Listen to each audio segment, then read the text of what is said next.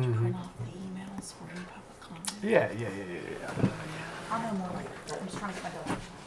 All right, Debbie, we are live now because I have to get it kind of started a couple minutes early to make sure everything's working. We're gonna make a lane to have forward them to something there. Well, I told Bob that he could access my emails. They could send them to me. That way he could print them off for, she could still say and keep them. Debbie, are you there? And keep a semblance of consistency with the public. Yes, Okay. I'm here. Okay, good.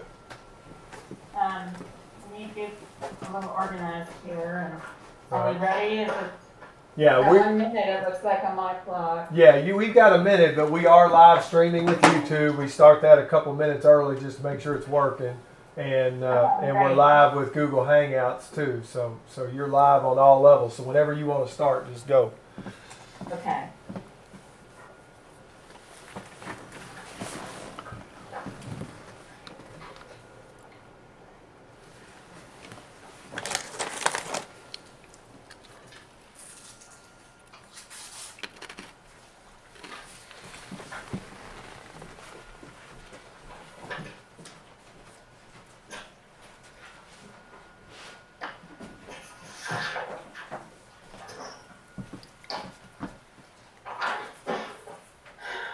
Okay, I'm going to call to, so I'm on, right?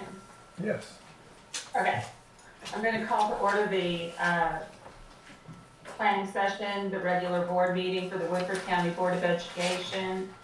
And are all members present? Allison, is Allison here? Mr. Wilson, Ms. Brown, Springate, okay, let the record show that all members are present. We'll begin with an instructional equity task force update by Ms. Says Ms. Edelin, but I believe that would be by Mr. Asher. Yeah, I can take that one for you. Okay. Yes, I'm going to combine the instructional with the task force in terms of updates there, and then we'll move into the equity work. Okay. And with our task force, we're somewhat we focus basically on the summer work that we can do at this point in time, and I'll go over that in just a minute. Just due to still a lot of questions of what it looks like as far as our re-entry and our restart, which Mr. Hawkins will talk about here in just a little bit. But with our task force, we divided up. We had over 25 members. Been trying to keep you all posted in terms of our meetings and minutes throughout. But among that group of 25 plus, we initially did a brainstorm survey about what type of strategies may be necessary for the re-entry process, both summer and leading into next school year. And it really broke down into three main groups of how those strategies and ideas came out. And that was curriculum instruction, social emotional / mental health, and then special populations. So in order to organize the work, we split into those three groups. So moving forward from those first initial meetings, we had small group meetings among those three. And I'll start with the curriculum instruction. And what we started on was the summer learning and what that's going to look like. At this point, we've identified what's called an extended learning program for our elementary. 224 students identified at this point that would be part of that program. Now we are making the phone calls and trying to recruit them to participate, but that's how many we've identified at this point. It is heavy in terms of kindergarten, first and second graders, just based on, the lack of face-to-face instruction that they missed out on throughout the spring. For middle school, we are looking at Lit Camp, which you probably know that name from what we used at the elementary levels in previous years, but they now have that for middle school, as well as doing some summer reading book clubs. At this point, 50 students identified for that Lit Camp, potentially more. With the high school, the summer programming right now focusing on the incompletes, some of those students that did not complete that spring quarter, complete their work for that to earn their credit.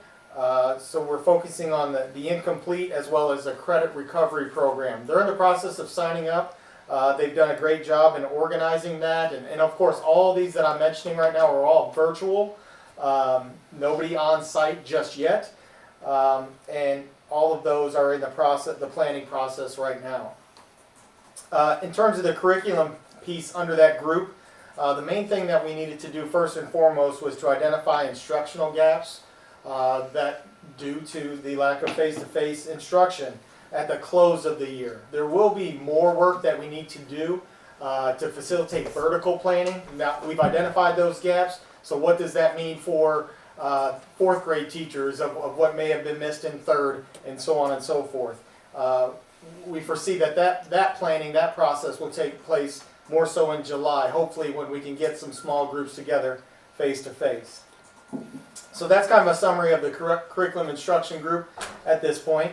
The social-emotional mental health group, at this point, there's summer check-ins for identified at-risk students that the counselors are checking in periodically. We are looking at, and of these would be more so in July as we prepare for reentry, but ensuring we have our community partners such as Woodford County Library, Mentors and Meals, and the Life Adventure Center, that we have all of those ready to go for whatever supports may be needed. PBS trainings for schools. There's going to have to be some recalibration necessary just based on what school looks like and different expectations moving into next school year.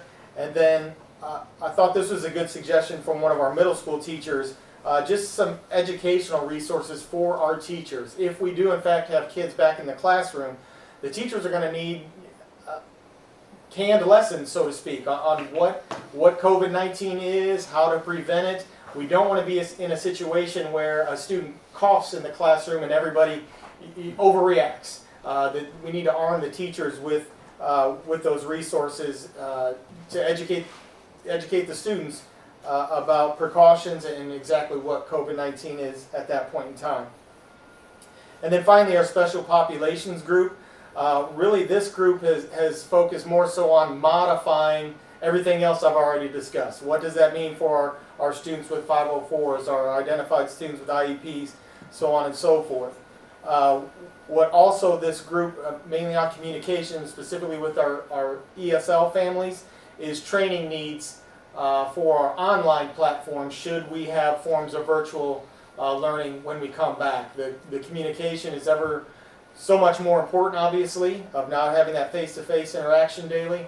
So making sure that our parents are trained up and we have communication lines open and adjusted for any type of virtual learning when we come back. So that's just kind of a rough outline. The group meets again Wednesday, the whole group. Kind of check in terms of where we're at on re-entry and all the current strategies that I just reviewed. Any particular questions over the task force work?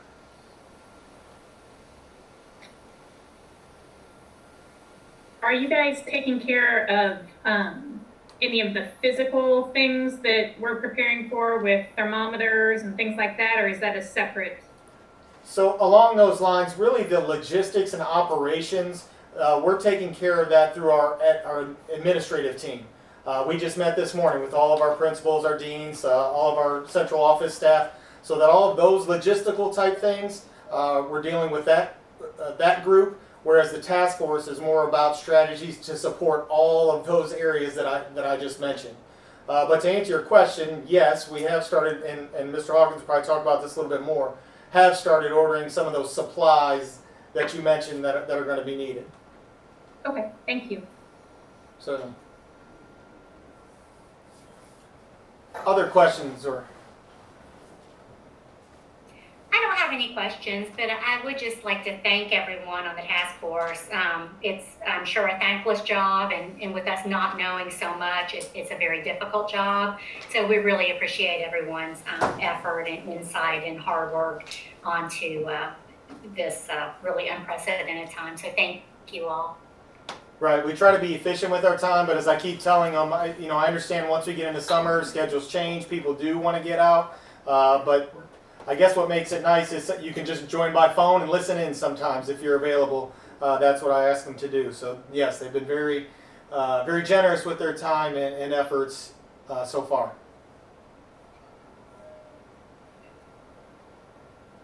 Debbie, I can't hear you. I don't know if you're fully muted. The task force committee meetings are public and advertised, so if we wanted to join, would we find that on the website or? Yes, there's an ongoing, it's under, what's the heading, Bob, the column? Oh, In the know, thank yeah. you. Liz Pitcher, Okay. she's in all of the invites, so she knows to post it all there. And really just our minutes and agenda are just a running document, so all of those are all linked there. Okay, great, thanks. Thank you, Ryan. Thank you. What's next? I'll update on the equity work. As you all know, over the last 2 weeks, actually a little bit before that, we completed the whole process of our cultural intelligence assessment and then the interpretation workshop. A lot of logistics involved to do that, but I thought Dr. Banks did a great job with the interpretation workshop in particular. Organized it very well for it to be virtual learning. I know in my session, a lot of good discussion. And then I followed that up with the video message, kind of explain big picture of where we're going. That was all to basically to get baseline of where we're at with our individual cultural intelligence, and then obviously collectively among that group. The point was to reflect individually in terms of that growth plan that you looked at later on in the afternoon part, ultimately to feed into the whole, or the project as a whole.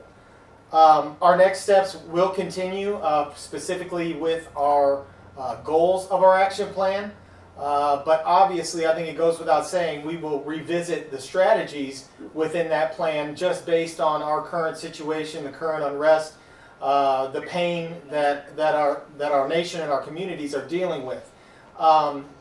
With that aside, even when I go back and I visited the goals that we have in place, they're the right goals. They were the right goals then, and they seem to be the right goals now. But what I do think we need to look at are some individual strategies.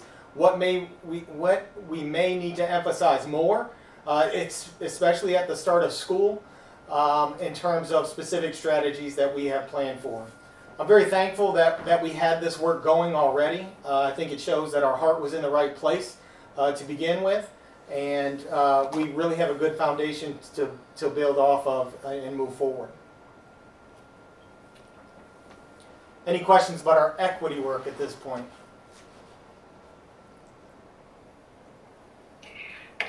Ryan, this is Sherry. Are we on track with everything? Has everybody been trained? And are we on track to be able to keep that timeline you discussed in earlier meetings? We are. I think if you remember the video message, it's a little bit to be determined in terms of those modules. That's a key element of our principals and our lead teachers being trained in those modules and then implementing those modules when we start back, only because what is our start back going to look like? We want to be as effective as possible with those. Again, with the current situation, we want those to be heard, and we want to put the most important information at the beginning of those modules. So we the equity team, in fact, I just emailed them before I came in here. We'll be meeting over the next couple weeks to look more so at timeline that you mentioned. Well, I found the session to be very, very valuable, and the equity team members that were part of our session, I couldn't be more impressed by. It really, like you said, it's foundational, and I'm just so pleased. Yes, thank you. I thought the questionnaire, to echo that, I thought the questionnaire was really a good exercise in kind of introspective looking at that and learning, and the assessment was something that I personally, and I agree, the team is obviously putting in the hard work, and I'm very grateful for that and for our kids in district. Right, I agree. One of our goals was to increase our membership. and our perspective. We do have 2 new parents that are going to join. Hope to get them in during our summer meetings. And then we've also discussed that student voice piece. How do we incorporate that on a consistent basis? Based on some conversations we've had particularly with high school students moving forward. That's great. Thank you. Any other questions on either of those items? Okay. When is the next meeting for that one, Ryan? The equity team, Yeah. I am coordinating dates among all those available. So I within the next 2 weeks, I can keep you posted on that date once we nail that down. Yes, please. Sure. Okay, thank you very much. I just want to say, Ryan, you're juggling a lot of balls. You're doing very good. I am admiring your organizational skills. So thank you. Thank you. All right. The next thing is an update on back to school plans, Mr. Hawkins. All right, thank you, Ms. Edelin. This is one of those things that is ever changing. We get guidance documents from the Department of Education typically 1 to 2 times per week. A lot of that is driven by the Department of Public Health as well as information from the governor's office. So just as you feel like you have a handle on something, it could certainly change within a couple of days. Right now, some of the things that we know are going to be, at least as of right now, required, obviously the social distancing, trying to maintain that as much as possible within our classrooms. I did have a chance a couple of weeks ago to tour all of our schools with Cassie Prather from our health department, as well as Kelly Simpson, our district health coordinator, to try to get a sense of how many students we could get in a classroom. What would be a reasonable number. But typically you're going to be looking at somewhere in that 12 to 15, 12 to 18 students that we could socially distance within a classroom. Right now, the guidance on transportation, and this is one of those examples that changed within a week. 2 weeks ago, we were told that it would be 1 student every other seat, so that a 66 passenger bus would have a capacity of about 16 students. That has now been modified to 2 students per seat, as long as every student is in a mask. So that will be helpful in terms of being able to maybe avoid having to run multiple runs that we would have had the capacity been less. And I'll get into this a little bit later, that does come with some other pieces that have to be considered as it relates to the transportation side of things. Right now, masks will be required so long as you are physically able to do that. There may be some situations where students or staff members, because of a health condition, may not be able to wear a mask. Obviously, that's something we would have to make sure that it is documented and that it is approved that they wouldn't have to do that, but right now, masks would be required. In addition to the personal hygiene, making sure that we're taking time each day, multiple times each day, to wash hands, to utilize hand sanitizer, to wipe down surfaces, those types of things. And then also temperature checks, either when a student gets on a bus or when they arrive to the school building, and that would include checking all staff members as well. So those are some of the guidance pieces that we are trying to follow.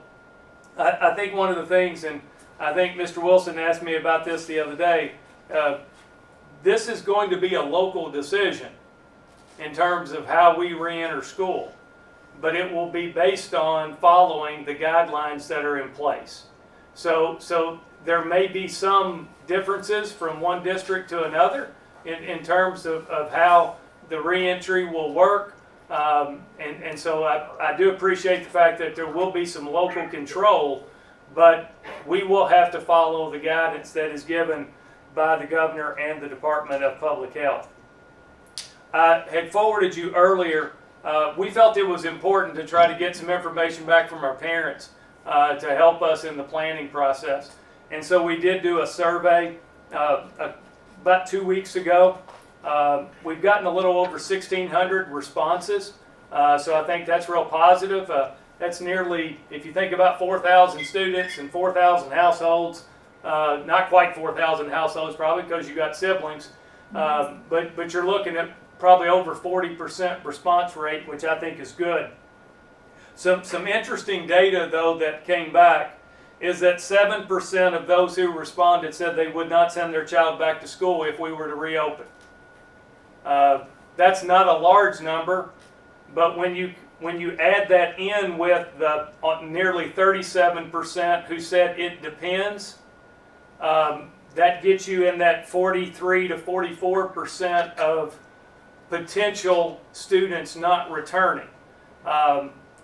When we asked for responses on the it depends, overwhelmingly the responses were centered around if they have to wear a mask.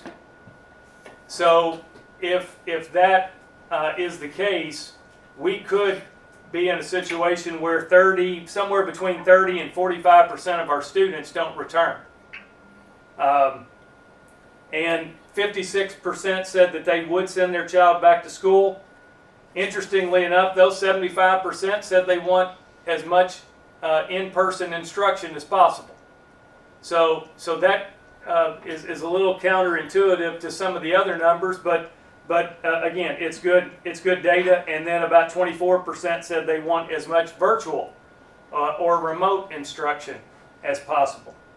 So as a result of this information, plus also just some general conversation that we've had with the administrative team, really it comes down to us exploring 3 different options. The first option would be to look at some type of alternating day schedule or alternating week schedule. So in other words, a percentage of your students come on Monday, a different group of students come on Tuesday. Those students who came on Monday would come back on Wednesday, and so you would do an alternating day or potentially an alternating week schedule. As we've looked at how this might be implemented, I'm not sure it's possible logistically. Not only from a scheduling standpoint, particularly at your middle and high schools, but also from a transportation standpoint. And I think the other thing that we have to keep in mind is that I think this would be a real burden on our families. When you think about child care situations, trying to secure that. So while it is an option, I don't know that we're going to spend a great deal of time trying to figure out all the logistics to this, because I don't know that we would see that as the best option. So what we are looking at then is 2 other options. One would basically be to run 2 systems simultaneously. So let's say, for example, that 35% of our students want to stay home, or not stay home, the parents want to keep their kids home. So we would run a virtual online system for those 35% of our students.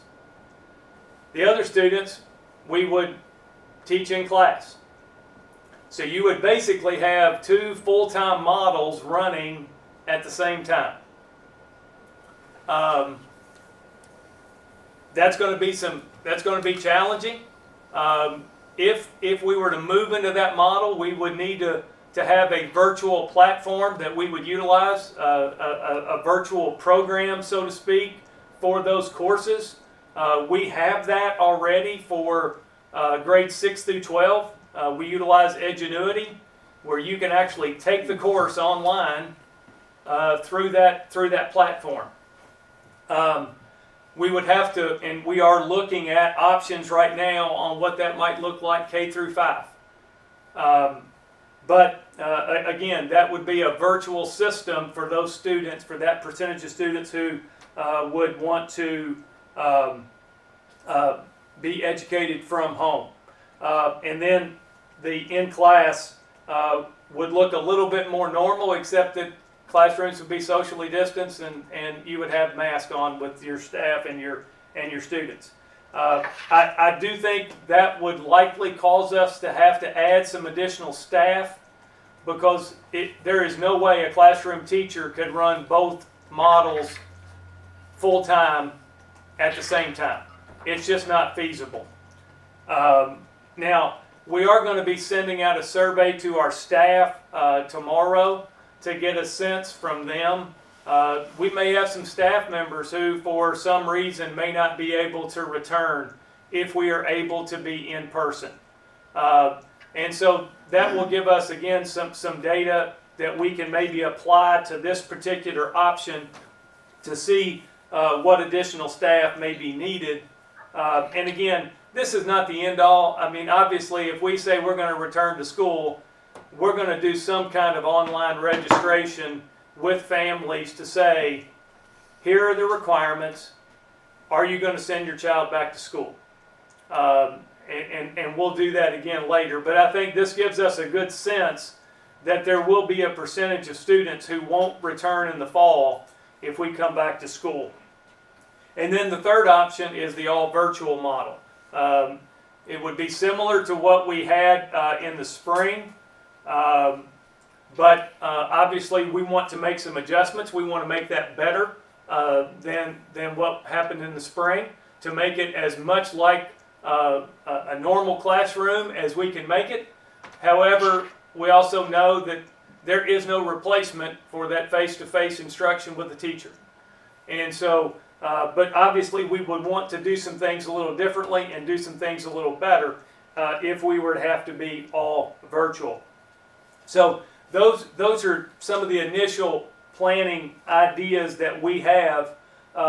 One of the things that would be absolutely essential, and Ryan alluded to this a little bit earlier, is that if we look at either option 2 or option 3, so the all virtual or the simultaneous systems operating, significant planning time would be needed for our staff during the month of July in order for them to be prepared.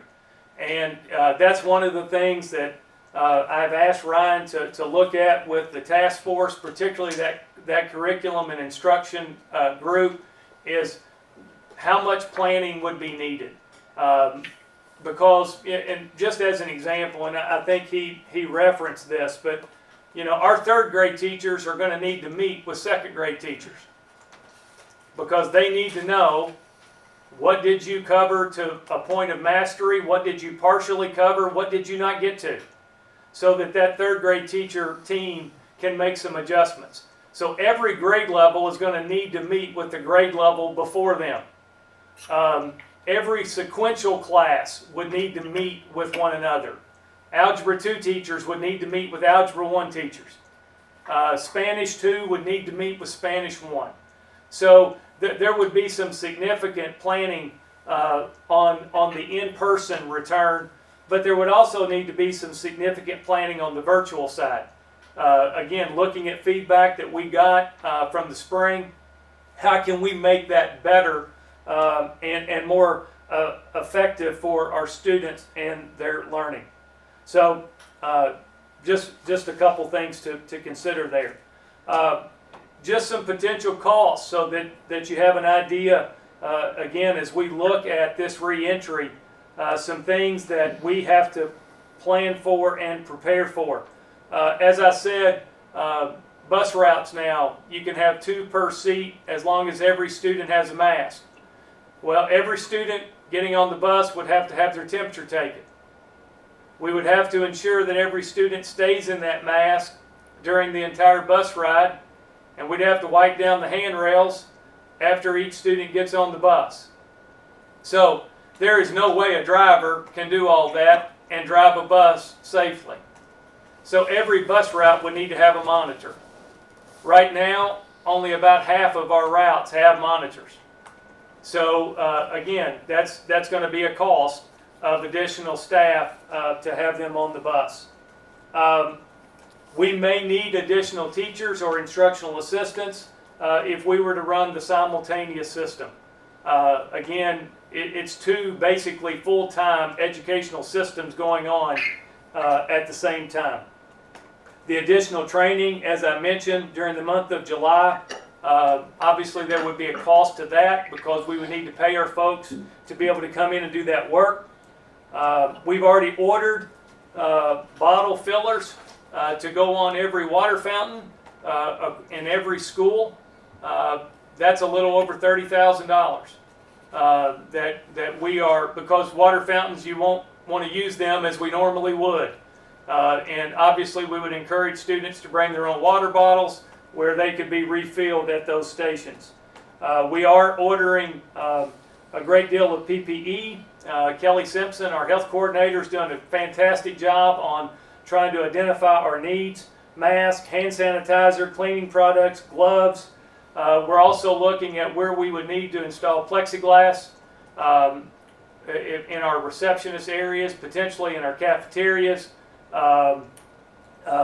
Our speech language pathologist would probably need some type of little plexiglass device because you can't really do speech work with students with a mask because you have to be able to see how they're making the sounds. So again, some things along those lines in terms of cost. We are purchasing special thermometers, multiple ones for each building, so that we can efficiently take temperatures as students and staff arrive. Every building will have at least two. The high school, I think we're looking at 3 because of the number of entrances where people arrive, or where students particularly arrive. So that's a cost. Those are, and if I'm not mistaken, a little over $2,000 a piece that we would need to have in place. Is that right, Amy? Mm-hmm. Yeah. They're actually just they're between $1,900 and $2,000. Okay, so right at $2,000 a piece, and then obviously once we get into school, we'll have to assess where kids are, not only from an academic standpoint, but also from a social emotional standpoint, and what supports may be needed once we re-enter school. There's probably not going to be one student that does not have some type of effect or impact from this. It's determining what those are and how we can best meet those needs. So again, those are some potential costs that we've identified, up to this point. So the questions, I'm sure there are many. When are we going to start school? How's it going to look? I don't know that we can give a definitive answer on that until we get a little bit more guidance from the governor and the Department of Health.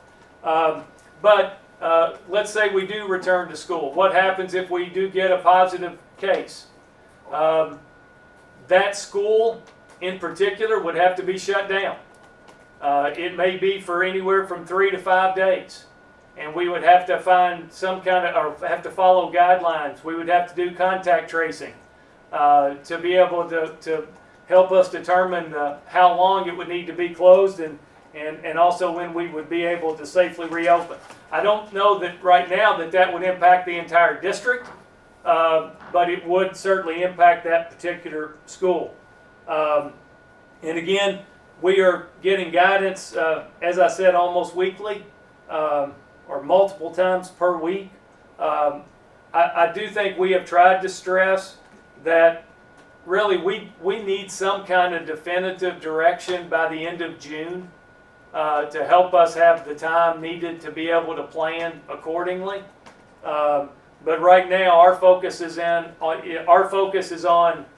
either virtual or that dual system running simultaneously. Obviously, once all of this is sorted out, we will continue to communicate the information. We will do that through our normal channels. But again, our goal is to try to keep everyone updated as we know more. The frustrating thing with all of this is it seems like when you answer one question, 5 more come up, and trying to then address those 5, and then 10 more come up, and so it's certainly a challenge, but I think our people will be up to it. So I'll be happy to answer questions that you might have. Mr. Hawkins, did you all discuss the option of, excuse me, you know, everybody talks about spikes in the fall. Have you all talked about the option of maybe having virtual instruction in the fall, or the first part of the year, with hopefully being able to have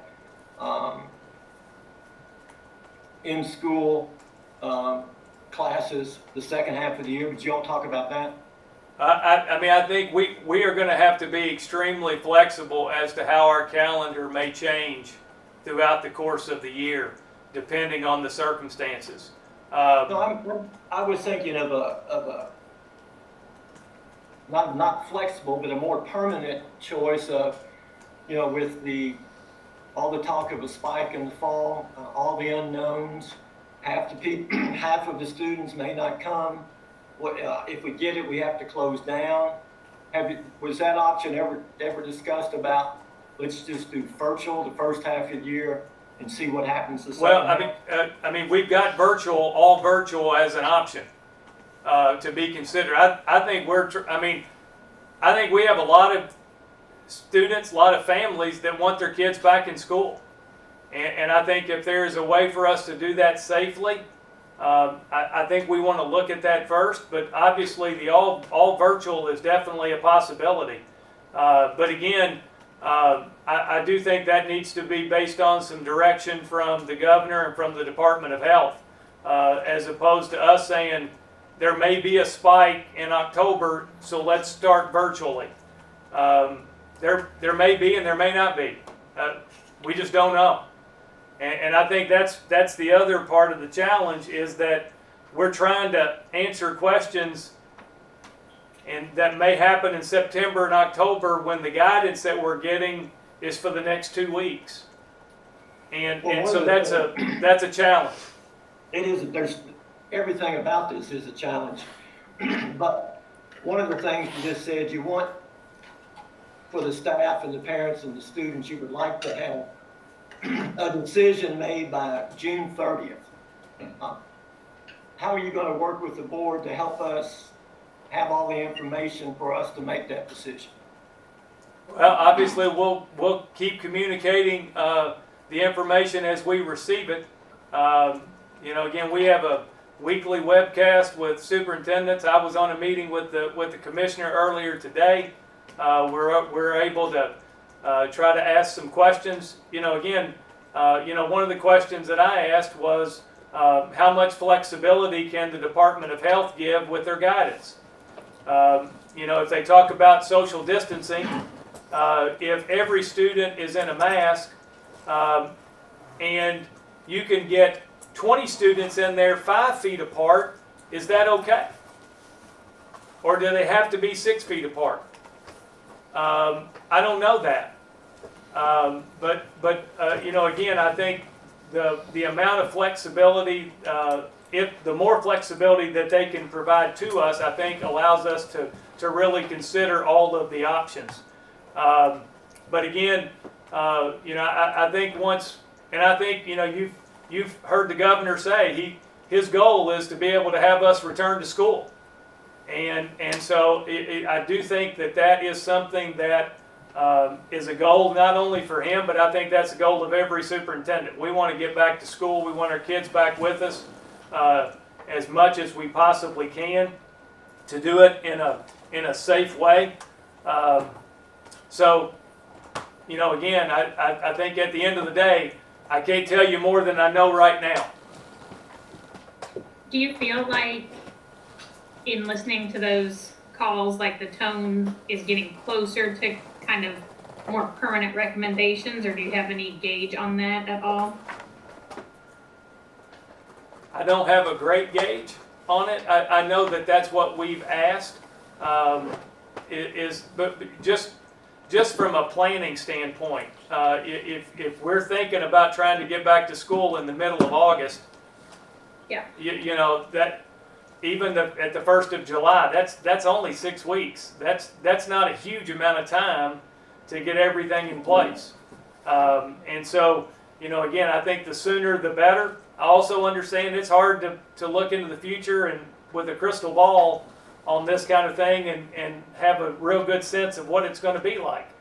But I know that that's what we've asked. And so, Okay. The other question I had is, has there been any guidance on kind of the elective services that we do? Would we still have preschool and, you know, like Explorer Time Company? Are they giving any guidance on that kind of thing or no? well, preschool is not elective. No. That's mandated for kids who qualify. So we do I'm sorry, have I to. meant, I'm sorry. Go ahead. yeah, no, go ahead. Uh, That was a poor choice of terms, sorry. Now ETC, I think we would have to look to see do we have the staff? Are we able to meet those guidelines and those restrictions that are in place, because that is considered a child care entity, and so we would have to follow the child care guidelines that are in place, you know, for that. So I think that's something we would have to certainly look at to see if we can do it. And again, and I want to go back to Mr. Wilson's question, and I think we all have to be cognizant of this as well, is that what we provide in terms of having kids come to our schools is essential for our economy. You know, there would be a large number of people who would not be able to go to work if schools aren't open, and so I do think that is something that I'm sure will be considered as part of the final decision making. But, you know, we certainly want, and that's, again, that was one of the big factors when we started looking at the every other day or every other week model, is that what a hardship that would be on families to try to ensure that they would have, you know, child care when their students weren't in school. Well, I appreciate that you all have been working really hard on this, and I know it's frustrating when guidance changes from day to day, and again, it's no one's fault, it just is what it is. But I really appreciate you involving the parents and giving us the updates, and then also I know that, you know, we'll try to get that decision made as soon as possible as a board. Because letting people know and letting them have time to plan is certainly an important part of what we do. So thank you all, and please thank your team for all their work on this. And thank you for the updates. Sure. Any other questions? Yeah, I had a couple of questions. One was just on the survey, Uh-huh. the mask question. So were the people saying they would not send their kids if they had to wear a mask? Or were they saying they would not send their kids if they were not required to wear a mask? If the way I took it, it was a if they marked "it depends," then they had a where they could write in why it depends, and it was overwhelmingly if they have to wear a mask. So, okay, so their objection was having to wear one, not that they yes, would. Okay. right. I You know, That's and interesting, I right? think what's interesting is that I do think a lot of that is it's cultural and it's geographical. I mean, I've heard a couple superintendents that have that live in that work in more rural areas, and theirs have been their parents don't want their kids to wear a mask. You know, and some areas you go when you walk in, everybody's in a mask. And it's pretty much expected. okay. So, but our survey indicated they would not come if they had to. that How is you read it. the general consensus. Yes, ma'am. Okay. And then Danny alluded to preschool because in not any of these options, preschool wasn't discussed. I know that we do have to provide services for children after 3 who have some type of disability. What's that going to be? Pretty much like kindergarten and first grade, or? I think those would be ones that we would have to survey specifically, or do a registration specifically. You know, again, the smaller the student, the more difficult it would be to keep them in a mask. The more difficult it would be to keep them socially distanced. So again, those would all be challenges that we would have to consider and work through. The good thing is preschool typically starts a little after we do. They don't start on that first day, which is usually a couple weeks later. So that gives us a little bit more time as it relates to that group of students. You know, a lot of parents may choose not to send their child because of that as well, and we understand that. So, Okay. But again, those are certainly going to be, again, more challenges. But it's probably just as big a challenge to do preschool virtually. Well, I know. I mean, and did we even do that? I guess we did preschool we virtually did, at the end of the year. We did some activities. We would send activities home for the kids to do with their families. But obviously, just with the smaller group of students or the younger age of kids, it's more difficult because you don't have the ability to stay on task for a longer period of time. And their parents have to basically be sitting with them. Absolutely. So then their parents aren't able to work. Yeah, I think that's all. It sounds like we're gonna, you know, if we get started and then it hits like it did in March and we're required to close down, we'll be ready. Yeah. More ready to go virtual with everybody. So that's. And then with the bus thing, just another clarification with the bus, just so I understand. So the new guidance is that like a 66-person bus could have 66 kids as long as they all had masks. It would be 2 students per seat. Yes. So. And then, so that's normal, right? Yes. That's the normal capacity. Yes. Okay. All right. Thank you, Mr. Hawkins. You know, and oh, sure. Scott, were you going to say something, and then we'll no, go ahead. Go ahead. I'll answer the question. I had a couple of parents contact me and ask, why wasn't there an option on the poll for kids to return back at a more normal, maybe later in the year, but at a normal rate, with all the kids returning, maybe masked, maybe not? There was a survey question about a later start date. Right. And I think I've got that percentage. Did that include, so the later start rate was basically including starting back late but at a normal schedule? I don't know that we'll be completely normal until there's a vaccine. So it was just, I think it was more, would you prefer to start later to give more time before we actually started school? So if there is a vaccine, we will require this of all students? I don't know, that would be above us in terms of, because we don't set what vaccines are required. That would be something that would have to be done legislatively. But if we were to look at a later start date, I would say until there's a vaccine, my understanding is we would be in masks because that is the key to stopping the spread. If you're inside quarters, so I don't know that we felt it was right to send out a question about starting late without masks because I don't know that that's even feasible based on what we know at this point in time. So at any rate, when we start back, all students will be required to wear masks during hall time, classroom time, recess, everything? That is my understanding, is that they would be. Now, I think we'll have to get some guidance on the outside if they're socially distanced. I know if they're inside the building, unless they were in a room by themselves, they would need to be in a mask. Okay, and, I had one more question. When do you look for us to have a solid decision on this? At the end of June, or will it be mid-July?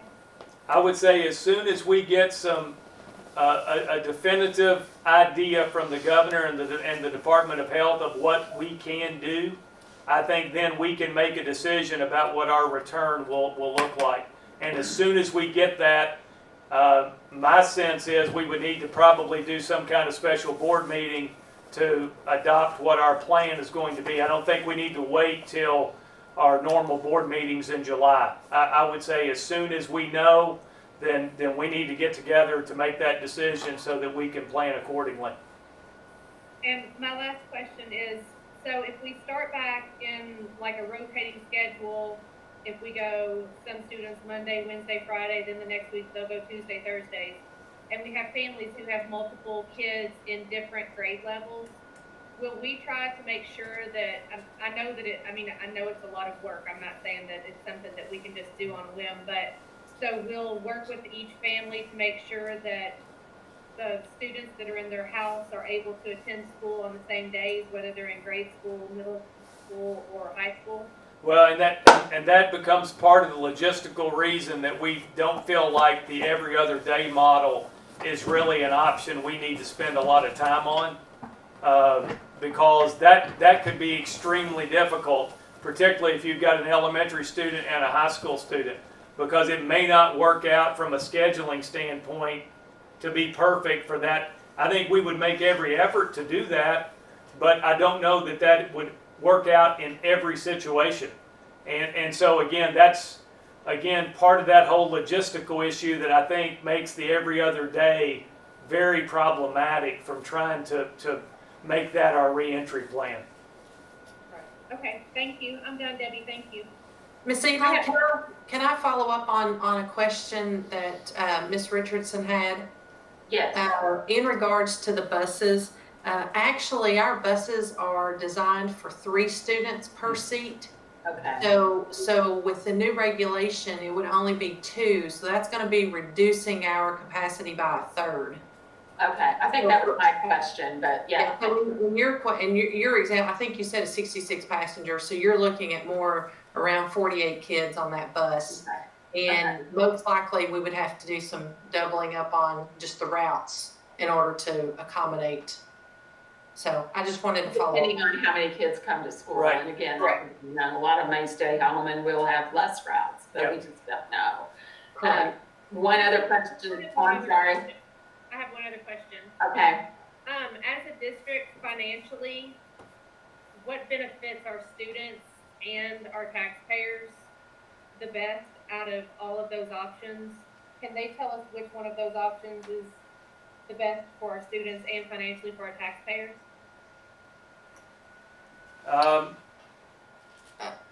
I think being best for students obviously is being in the classroom as much as possible. As far as the taxpayers go, I don't know that question can be answered because there's going to be cost regardless of how we re-enter. We're going to have additional costs for monitors if we have to run obviously the what would be best is if we could have every student back in our classroom and do it as we normally do. I don't know that that's going to be feasible in the near future. So I think the other piece too is that you have to also look at how's that going to impact our funding, because I don't know how they really haven't determined how attendance would be done if we're doing a lot virtually. So that impacts taxpayers too, because it impacts our funding.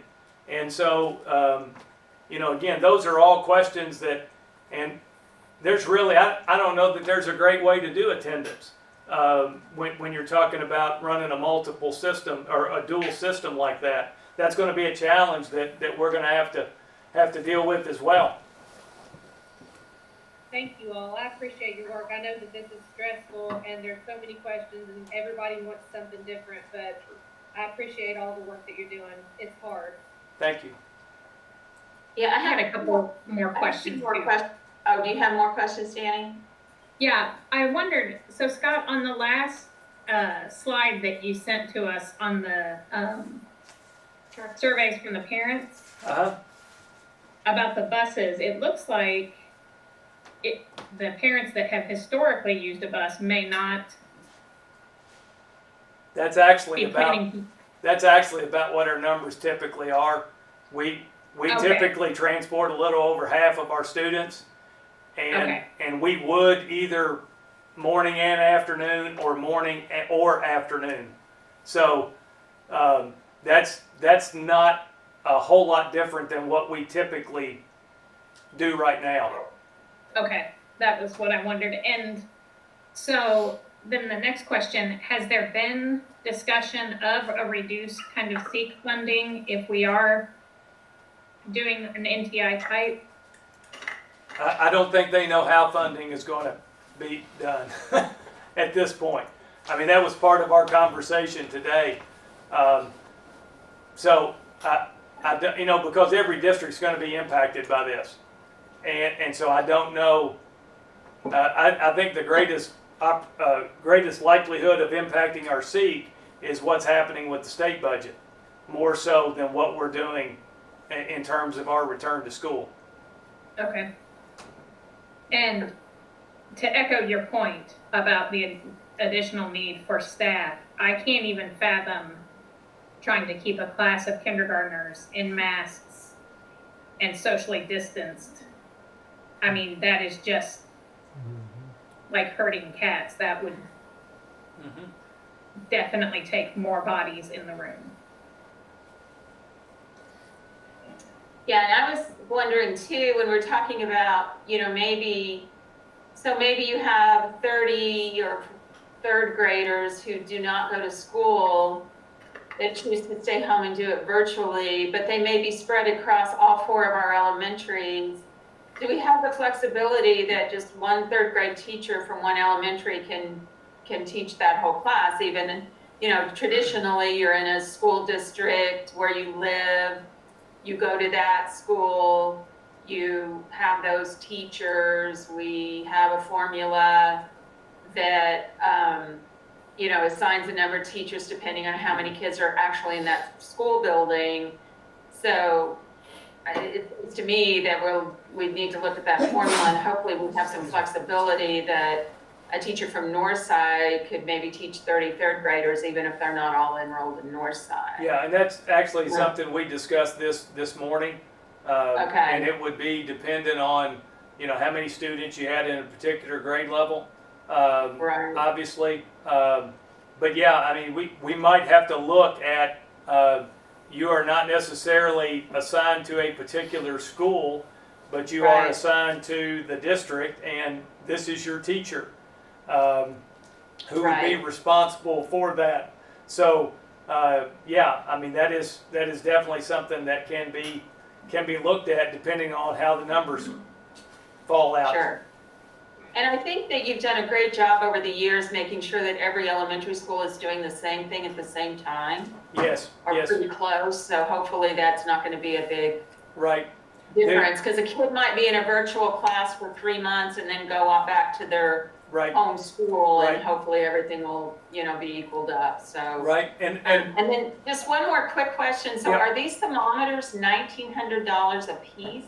yes, I was going to have him clarify on that. We Yes. actually had a chance to talk about it earlier in the week at graduation. yes. Okay. And the reason Okay. is it's so that we can do it very quickly. I mean, because you're Sure. going to have, a large number of people coming in at a given time, and you want to be able to do it as quickly as possible and as Right. efficiently as possible.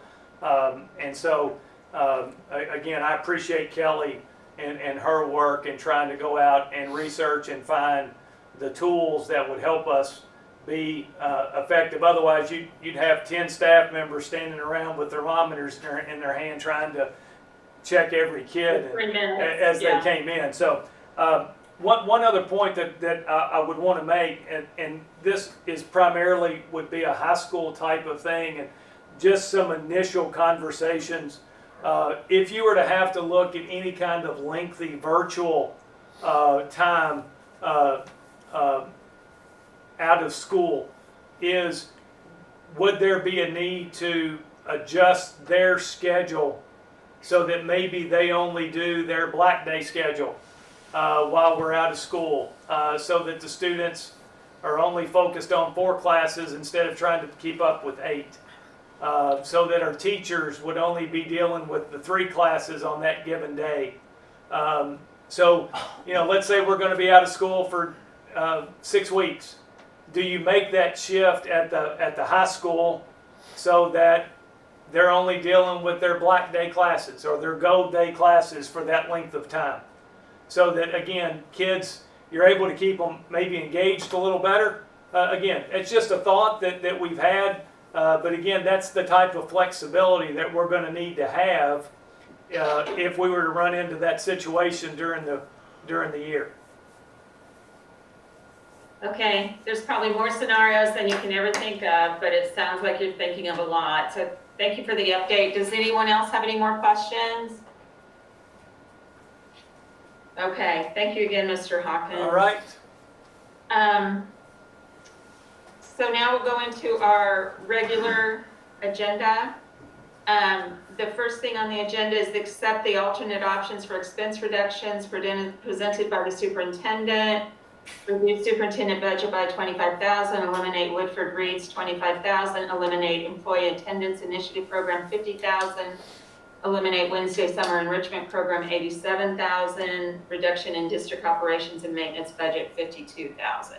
These were possible expense cuts Mr. Hawkins had given us earlier in the year. I'm not sure that they've even been put in the budget, but Yes, the budget that's proposed includes these reductions. okay. I did have a recommendation on those, so that as opposed to eliminating them completely, that we look at a reallocation of those funds to help support the CARES money that we have in terms of our reentry. And while we're certainly appreciative of that money, those federal dollars, that would be used to supplement those funds to be able to assist us with the reentry into school. Okay, so we have 500,000 in CARES, right? Roughly? Is that Roughly, right? a little Is that still over current? 514, I think, 524. Yeah, somewhere somewhere in along there. So then this would add to that. So I assume as you go through all these scenarios, you'll be presenting us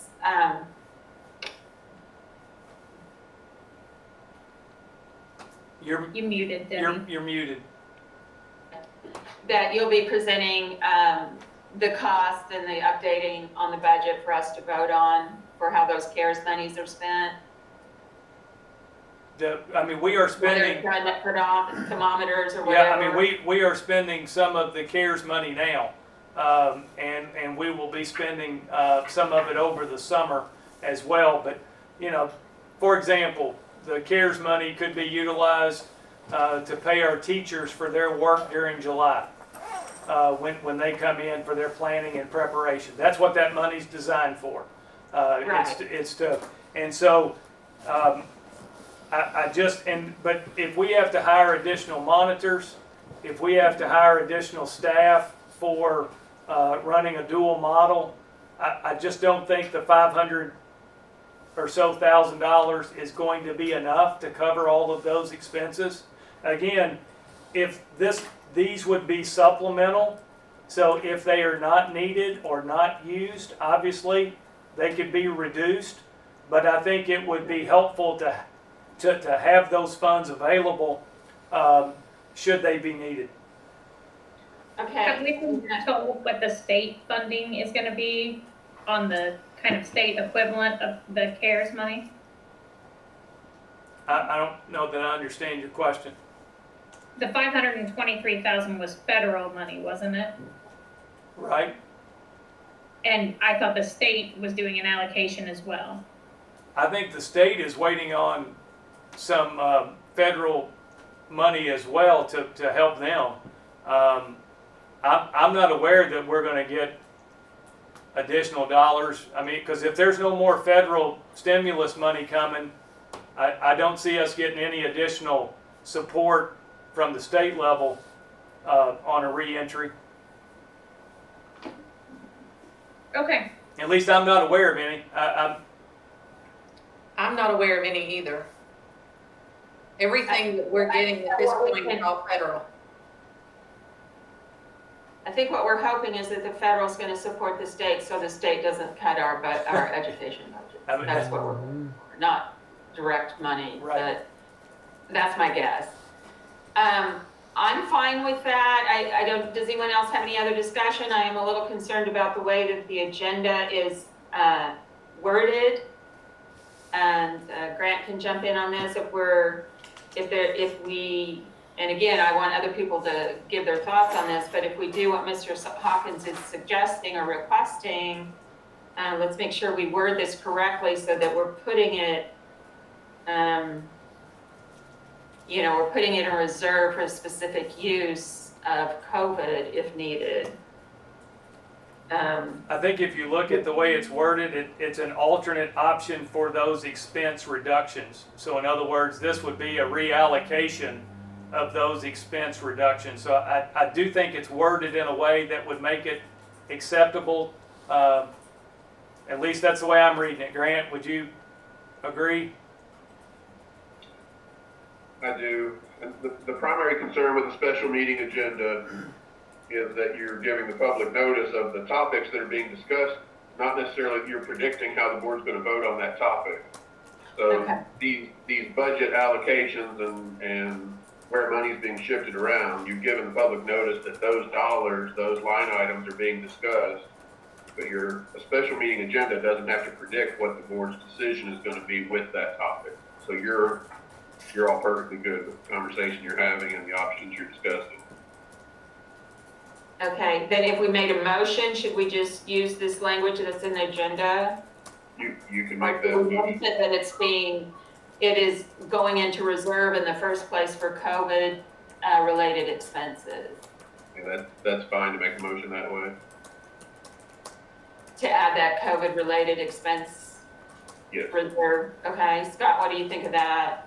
I think that's what fine. you're basically asking, Right, right? yeah, it's to supplement our CARES money to help us with COVID-related expenses and re-entry expenses.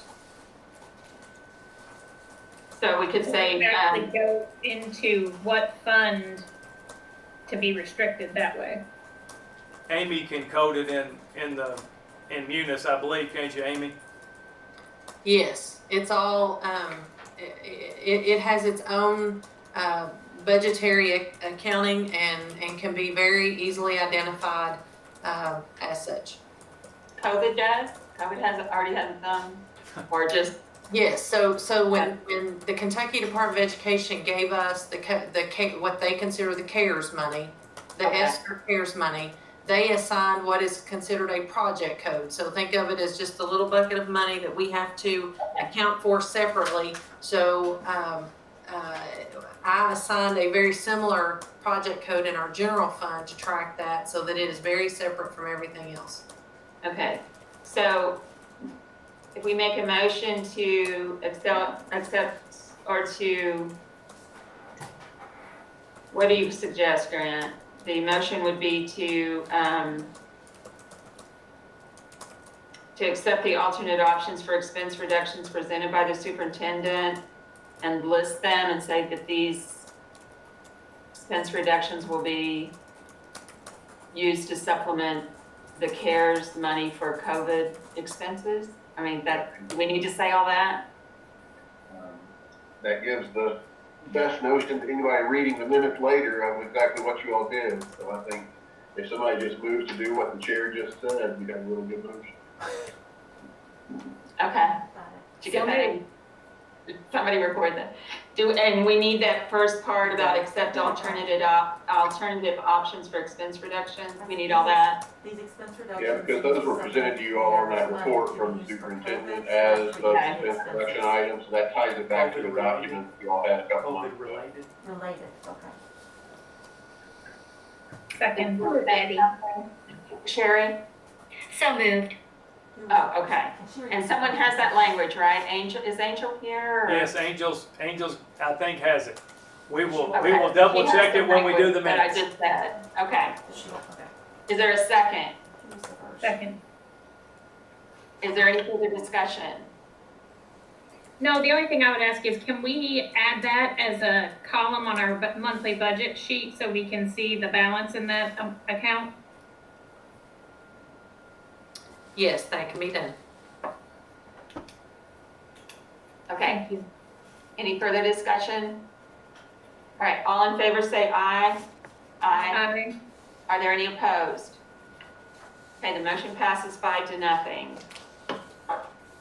All right, the next thing on the agenda is a approved capital funds request.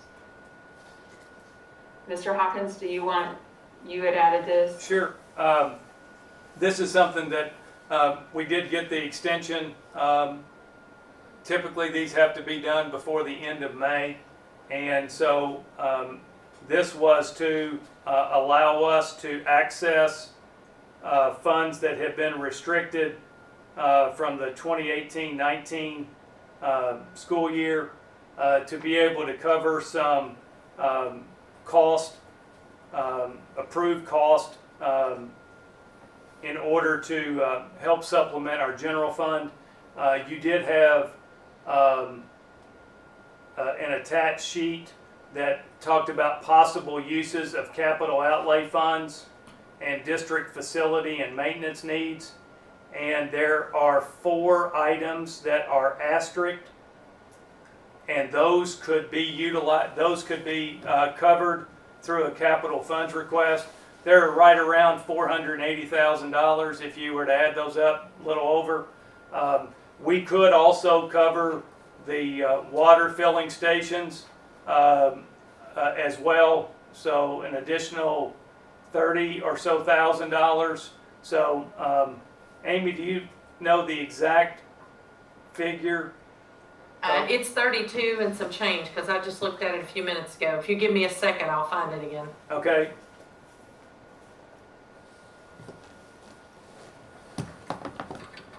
But they have an asterisk. One of them is property insurance. One of them is the purchase of school buses. One of them was replacement of maintenance equipment, and the other one were maintenance and repairs. And so all of those costs could be covered with the capital funds request.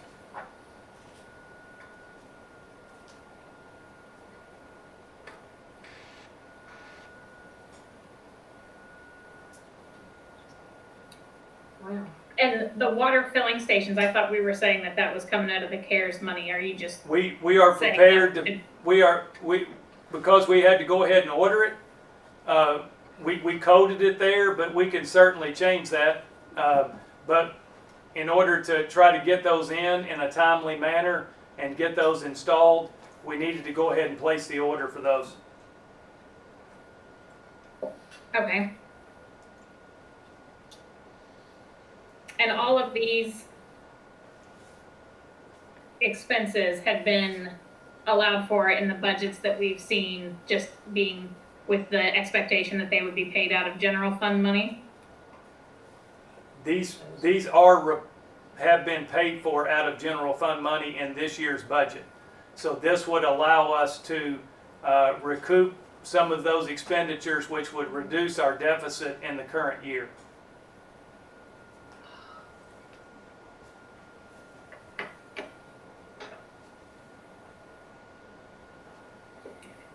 So basically what we're talking about is what we covered in March when we talked about that original $600,000 restriction and the former board having detailed discussions saying that that could be unrestricted at any time if we needed it to cover our expenses.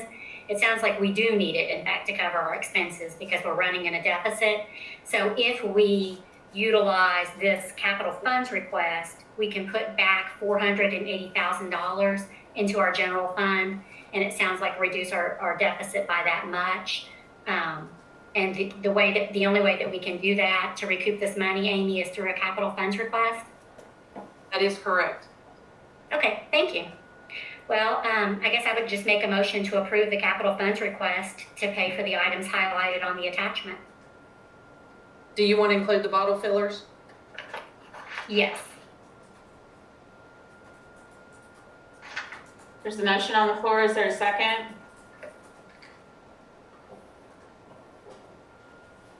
Motion dies for lack of second. Wait a second, I'm sorry, I will second that, because I have some questions for discussion. Okay. So we have a motion on the floor and a second. Is there any discussion? Ms. Bradley? Yes, please, I want to make sure I understand. So the initial motion, or resolution rather, for the $600,000 was, we've now found out, was only for 1 year. So there isn't currently a resolution in place restricting that $600,000 for this year's budget. Is that correct? There's not a resolution in place for the current year. What this allows us to do, because we are past the fiscal year when the $600,000 was initially restricted, the capital funds request is needed in order to access those dollars. And if we had passed the budget 2 weeks ago and that resolution wasn't in place, we wouldn't have to do a capital funds request because it wouldn't have been restricted. Is that right? This budget has nothing to do with this capital funds request. The budget is FY21. Okay, and the resolution that restricts these funds isn't in place anymore, right? It was for 18-19, and Danny, I think you need some clarity on this. They're talking about the original $600,000. They're not talking about the second $600,000. Okay, and my understanding from KE is the original. I'm sorry, Amy, go ahead. Yeah, the original $600,000 from FY19 is attached to the BG1. So the funds that are outlined on, and I was waiting for a moment to cut in here, but the funds that are outlined here, so if you're looking at the building fund cash, that is not last year $600,000, that's this year $600,000, the 2020. Right. That's what I was getting at, but that money isn't actually restricted because there's not a current resolution. Well, that's what I've recently been told, yes. So I guess my question is, if the money isn't restricted because there's not a current resolution, why do we need a capital funds request to get it? This is $600,000 from fiscal year 18, so it is restricted. Amy? And the only way to get it is through the capital funds request, right, Amy? So, okay, the 600,000, the initial 600,000 was, there was a resolution, it was moved into the building fund, and when the BG1 was approved in June of, I guess, 18, is that correct? 19. That money was moved to that construction project. So it's my understanding that the BG1 would have to be canceled before we could access, but then this is what we've talked about before. We have spent that cash for architectural fees. Correct. And so but there's more cash in there. There's about $1.2 million in there. In where? That is attached to the construction project on the current approved BG1, and we have spent a good portion of that. So that entire $600,000 is not available, but it's my understanding it would have to be revised before I could return that $600,000. But the $600,000 that was budgeted in this current year, FY20, that $600,000 was budgeted to be put into the building fund. It is sitting in the building fund because that is what I thought was required. So that's another question and another topic. Can it be moved back to the general fund or not? Right. And yeah, my understanding after we had talked with KDE was that first $600,000 that was attached to the BG1 was the most restricted funds. So it was spent first in paying that out. So those are not the funds we're seeking. I just want to be clear on where this. Right, I think there's still a little bit of debate on that. Yeah, I've reached out to try to get some clarification because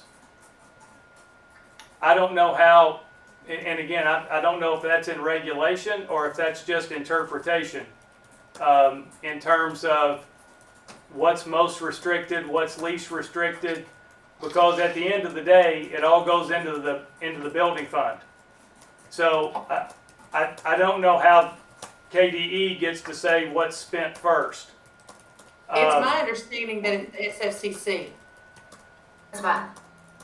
The SFCC would have to be spent first. This is Kelly. That's my understanding as well.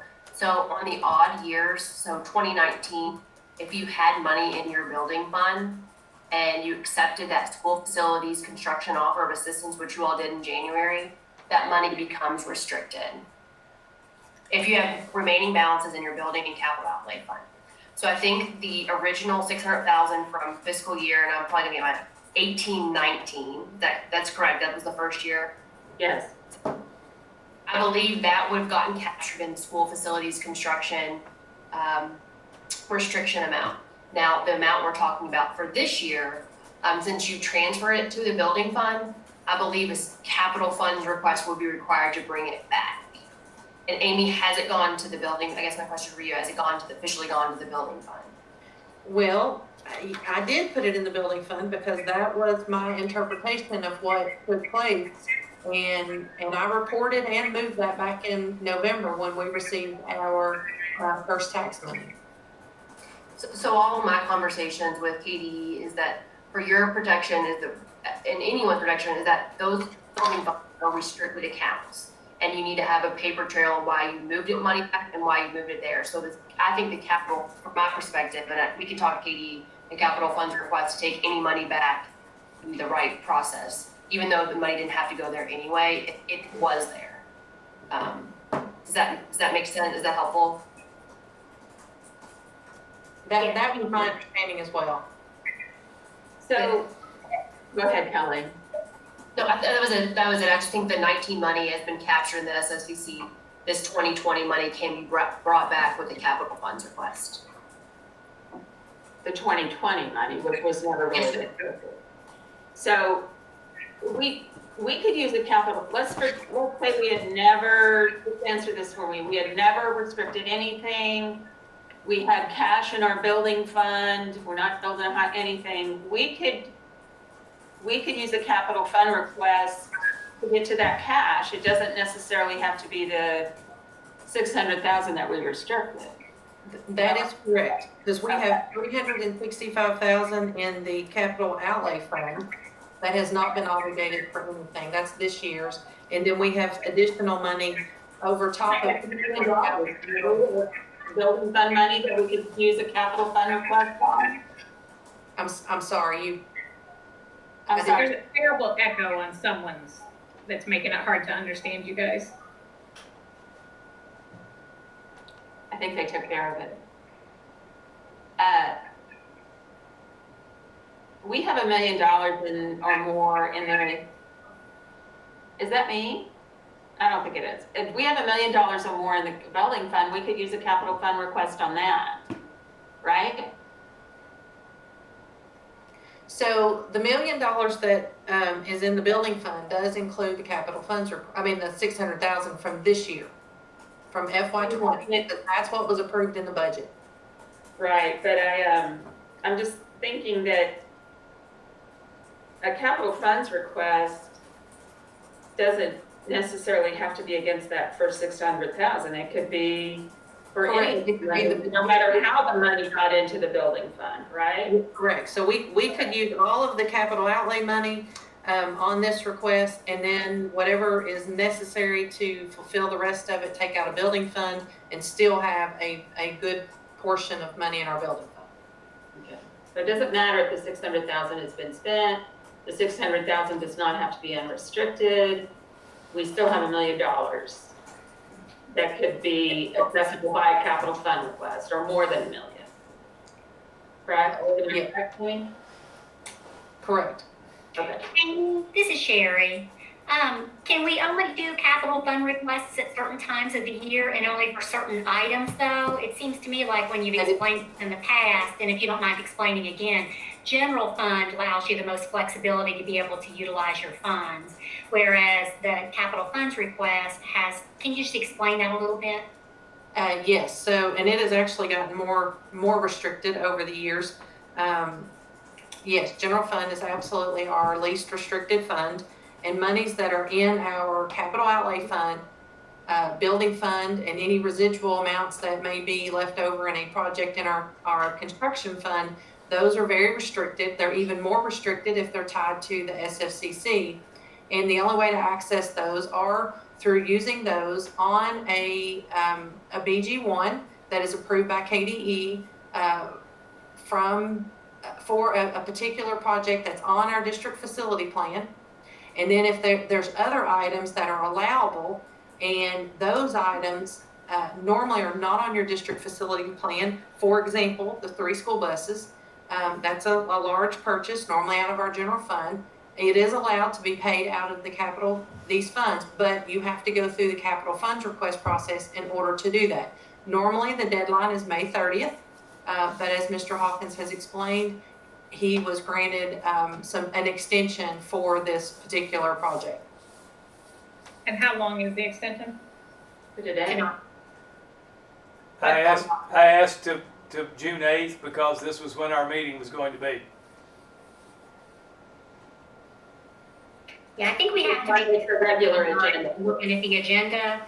And I think probably really what you said that I'm focused on is that even though we could try to recoup up to $600,000 from this capital funds request, we really only had $480,000 in expenses that we could use. So we can't just go and dip into this money anytime we might need it, whereas if it were in general fund, we could. So it seems to me like, to be able to recoup this 480, to use the capital funds request instead of our general fund for these expenses, really in essence gives us an extra 480 back into our general fund.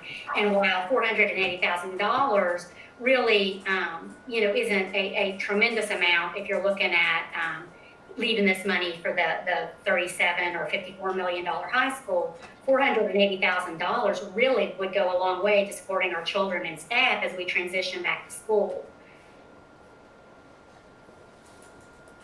Okay, we have a motion and a second. Is there any further discussion?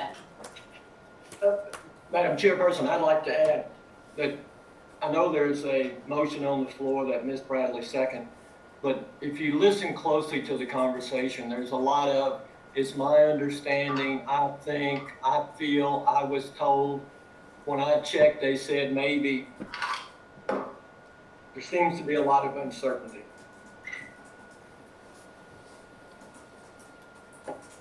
Any further discussion? Okay, all in favor for the capital fund request, say aye. Aye. All opposed? Nay. They, Okay. I'm an aye. Okay, so it's 3-2. The capital fund request does not pass. All right, the next item on the agenda is approve the FY 2021 tentative budget. This again, this I know was on for May. I missed the meeting, then we had people out of town. So again, we got an extension till tonight to approve this when all 5 of us were here. I know everybody wanted to be here. So do we have a motion to approve the FY 2021 tentative budget? Which one are you? Yeah, I was Getting gonna a say, motion I think on. we need to say which, I was looking at the Oh, attachment, that's right. We have 2 options. 3. We have an option, I'm just gonna call it the flat rate option and the 4% option. Is everybody okay with that vernacular for that? I don't know, I forget, Amy, did you do option 1 or option 2 or something? But as long as we understand what we're talking about. So we So have option 1 is the 4%, and option 2 is holding the rate the same. Okay. Do we have a motion to accept option 1 and the FY 2021 tentative budget for 4% revenue increase? I'll make that motion. Is there a second? Motion fails for lack of second. Second, Ms. Chairperson. Okay. So I have a motion and a second to accept option 1 for the FY 2021 budget, and that option includes a 4% revenue increase. Is there any discussion? I have a few questions. Yes. Would those additional dollars from that tax increase be restricted for a new high school? I don't think that's on the agenda to decide tonight. I'm not It is- sure. It is not in the current budget to be. Well, I guess my question is more if that's the board intention, because last year when we passed the 4% tax rate, immediately afterwards there was a restriction made. And so I guess I'm just kind of asking if that's something that's sort of planned again this year or not. If anyone has any idea about that. Amy, what is in the budget? Is the 600 and 350 in the budget? It is because, Right. like I said, it was my understanding that the 600,000 was something that was going to be recurring. And I guess officially I haven't been told anything other than Right. I think to Right, clarify I guess my that. point isn't really about that. It's that, in either the 4% option or the flat rate option, there is restricted money in that budget for a high school. So Sherry, is your question, do we intend to restrict more with a 4%? Well, yes. Okay. I just want to be clear because those restrictions are in both budgets already. And then I guess my other question is, do we intend to leave those restrictions? But I guess the vote on the last item kind of gave me some insight into that. I would just say that we have we have a crisis, an economic crisis right now. Our unemployment rate in Kentucky is just off the charts. And, I noticed that Anderson County just approved their budget and they didn't do a tax increase. And I just think that we have to really consider what's going on in our community and our nation and really the world right now. I would find it impossible to do a new tax for our citizens right now when we have money that we could be using for our expenses, but we're restricting that for a new high school. I would say that just as an alternate, I don't know if anybody's interested, but really as an alternate plan, if we released the $600,000 tax money, if we unrestricted everything that we did in 2018, then essentially what that would do would be a 4% increase, because at the time we did that, we had no intention of taking that tax rate, but then we were told we had to. So if we really just restored that back to the budget, that would in essence be a 4% increase. So That would just be a 4% increase on that year's assessments. on all, if we released that money, that would be that money for that year, the next year, the next year, the next year. So we would be receiving that each year. But it wouldn't, okay, yeah, but it's not 4% of the current assessment. It was 4%. No, not current, right. Right, And that was the only. I do want to clarify the part of the reason, or I think the reason that we included the $600,000 as far as the restriction goes and the 350 is because the $600,000 was attached to a BG1. Right. And the 350, when it was passed, was for each fiscal year. So there was a valid reason to include that. It wasn't about interpretation. It was following what actions the board had taken in terms of why we put that $600,000 restricted and the 350. So I don't want to put this on Amy that she just made some interpretation about those two different funds. It was all based on actions taken by the board. You know, my only question about whether that was in the budget or not was because of Ms. Springate's question of, are we going to use this money to restrict when the restricted was already in the budget? So I just wanted to clarify if she was asking if we're going to restrict even more. I totally understand Amy's interpretation and putting it in the budget. We all, you know, there was no comment on that. I just wanted to clarify Ms. Springate's question. I do also, and this is not a tax rate hearing, and I want to, you know, it's clear that what we decide tonight, if we vote on a certain budget with a certain tax rate, that in no way obligates us, either officially or by insinuation, that that's what we're going to do in August or September when we actually set our rates. But I will say about the 4%, it's cumulative over the life of this district. So that would be my point. But we have a motion and a second on the option one. Ms. Ela, may I ask a question? Absolutely.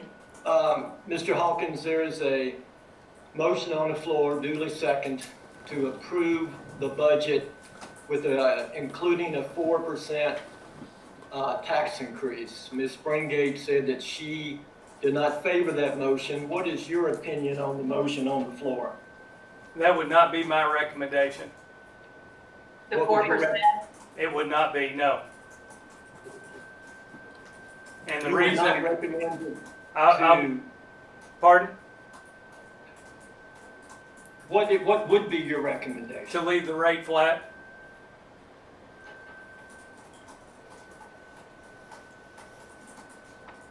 And Ms. Smith, is that also yours?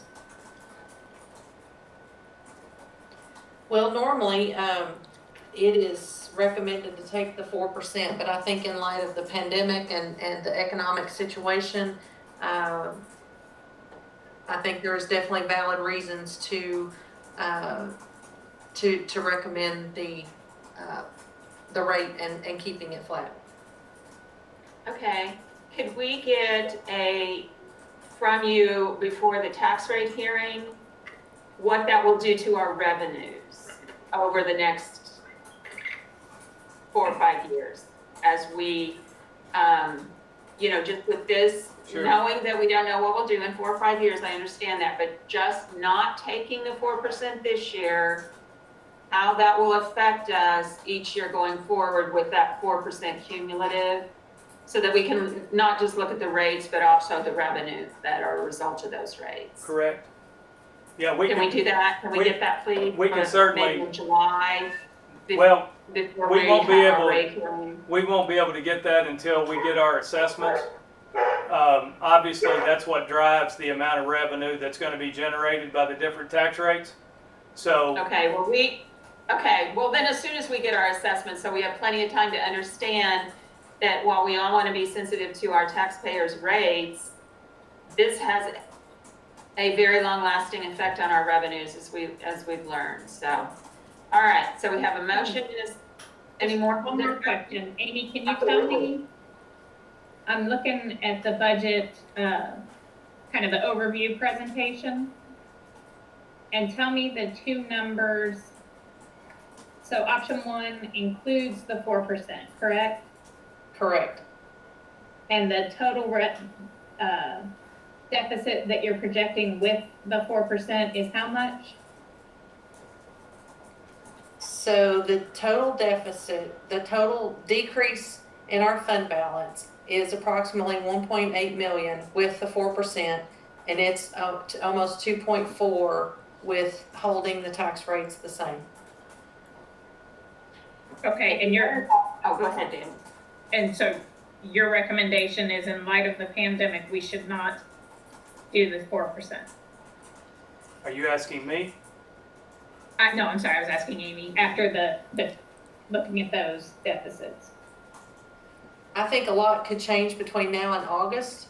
And as Debbie has made it very clear that whatever is in this budget is not concrete, and giving us between now and August to maybe to get some more information and get our tax assessments, that it would be advisable that we could hold off on making a final decision until that August, September timeframe.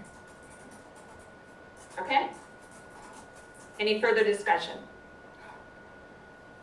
Okay, we have a motion and a second. All in favor for option one on the tentative budget, say aye. Aye. All opposed? No. So is it 1 to 4, or 4 to 1 against, right? Am I right? Change his Yes. vote. Okay. He was the second. All right. He said no. So I move that we approve option number 2 with a flat rate He tax just made for the second to get 2020, discussion. 2021 But then he budget. changed his vote. Second. 4 to 1 against. we have a motion and a second. Is there any discussion? All in favor say aye. Aye. Aye. All opposed? Nay. 4 to 1, motion passes. All right, I didn't catch item that. D. Any restricted general fund should be utilized for staff raises. I did not catch that last motion at all. This is my action item, Danny. Can I stop just for 1 second?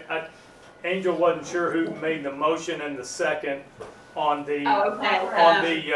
on the budget that passed. On the flat rate? Yes, I made the motion, Ambrose seconded. okay, thank you. We just wanted to make sure we got that captured. Thank you. Okay. Item D. Any restricted general fund should be utilized for staff raises. Yeah, this is my item, and I know that we have action items on next week's agenda for resolutions that would result in restricting general fund dollars. So I'm making this motion that if general fund dollars are restricted, those funds should go towards staff raises. With all our staff has done to close out this school year, and really in years past without raises, and with what we're going to expect from them for next year, I think a raise is more than deserved. So that your motion, Sherry, you've made the motion then to Yes. restrict general funds any general fund should be utilized for staff raises, or any restricted general. Is there a second? All right. I will second it to get to discussion, because I want to clarify my view on this. Okay. With all of the question about what is actually restricted right now and what isn't in the ongoing resolutions, I agree with the intent. I'm just not sure that the follow through is ready with this. I mean, I think we just discussed using restricted funds for capital projects like school buses and things like that. And if we did pass this week, I don't know how you would accomplish both of those things. I feel like it's a bit contradictory to the prior options that we've discussed tonight. Does that make sense, Sherry? I see what you're saying, but they're really two different pools of money. And so all I'm saying is that if we restrict money that is not gone for 2 or 3 years in that fund, and Amy can probably clarify this better, but the money can come in and come out easily until it's restricted. And so, and I'm using restriction in a different sense. So that money on the capital funds request, we can't get that back out now. It can't come out to cover these other expenses that are allowable so that it frees up our general fund. So this is essentially just a completely different kind of, I'm using the word restriction in different manners. Amy, do you mind just clarifying about, I guess it's probably too late about the capital funds request at this point, but this would not be coming from that very restricted capital funds request type money that could only be accessed that way. This is a different matter. That is correct. The capital funds request cannot be used on salaries, so that's not even an option. It is my understanding that you're looking at what's currently in our general fund budgeted as we've actually got $950,000, and as you use the term restricted, but those funds are set aside for construction projects. So I believe that's the money that you're targeting to, if that's reduced, or, that it be used on salaries. Absolutely. So it's not restricted in the sense that it's in that other account would be accessed. Yes. Thank you for clarifying. Any further discussion? So, Go ahead. Amy, can you clarify then for me? So, it's a restricted general fund. So we now know that, again, the 600,000 is not qualifying on that. So what is qualifying? Is it the remaining 350,000? It's obviously not capital outlay. So I just want to be clear on what funds are. It is general fund. Those dollars are a portion of our general fund budget. The 350,000? And the 600, yes. But the 600 isn't restricted. It's not going to be restricted, if I'm understanding this correctly, if June 30th passes without us taking an affirmative action to restrict it for this year. So then that money would automatically be going towards staff raises if this passes.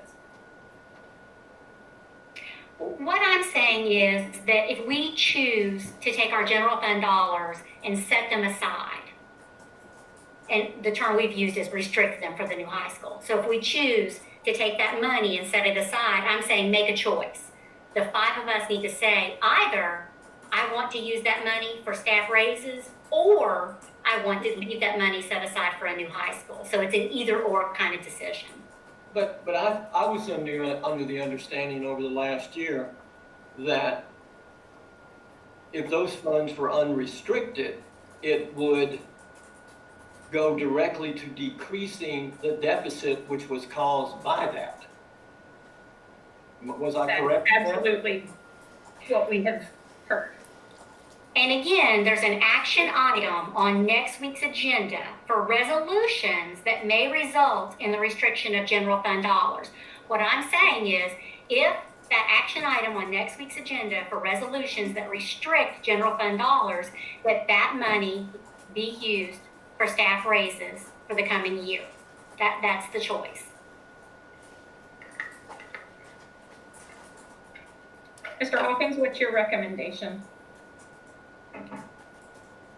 I've said it, I think on 2 or 3 different occasions, is that if we have money that we could restrict, that it should go to our staff. And I think that's a big, another and I situation think, that would be interesting to see the 5-year projection on. If we restrict $350,000 for this construction project, we can stop it depending on what happens with the budget next year. If we give $350,000 in raises, and we've been told that $350,000 could just put us under, and that was before the pandemic. If we do that for staff raises, that will accumulate, that will not, that will accumulate every year and be bigger. So it would be interesting to see what that would cost us over the next 5 years. And how are these raises going to be assigned and how are they going to be done? I think the key word that I said, Ms. Evelyn, was if we believe we have funds that we can restrict, then they should go to staff raises.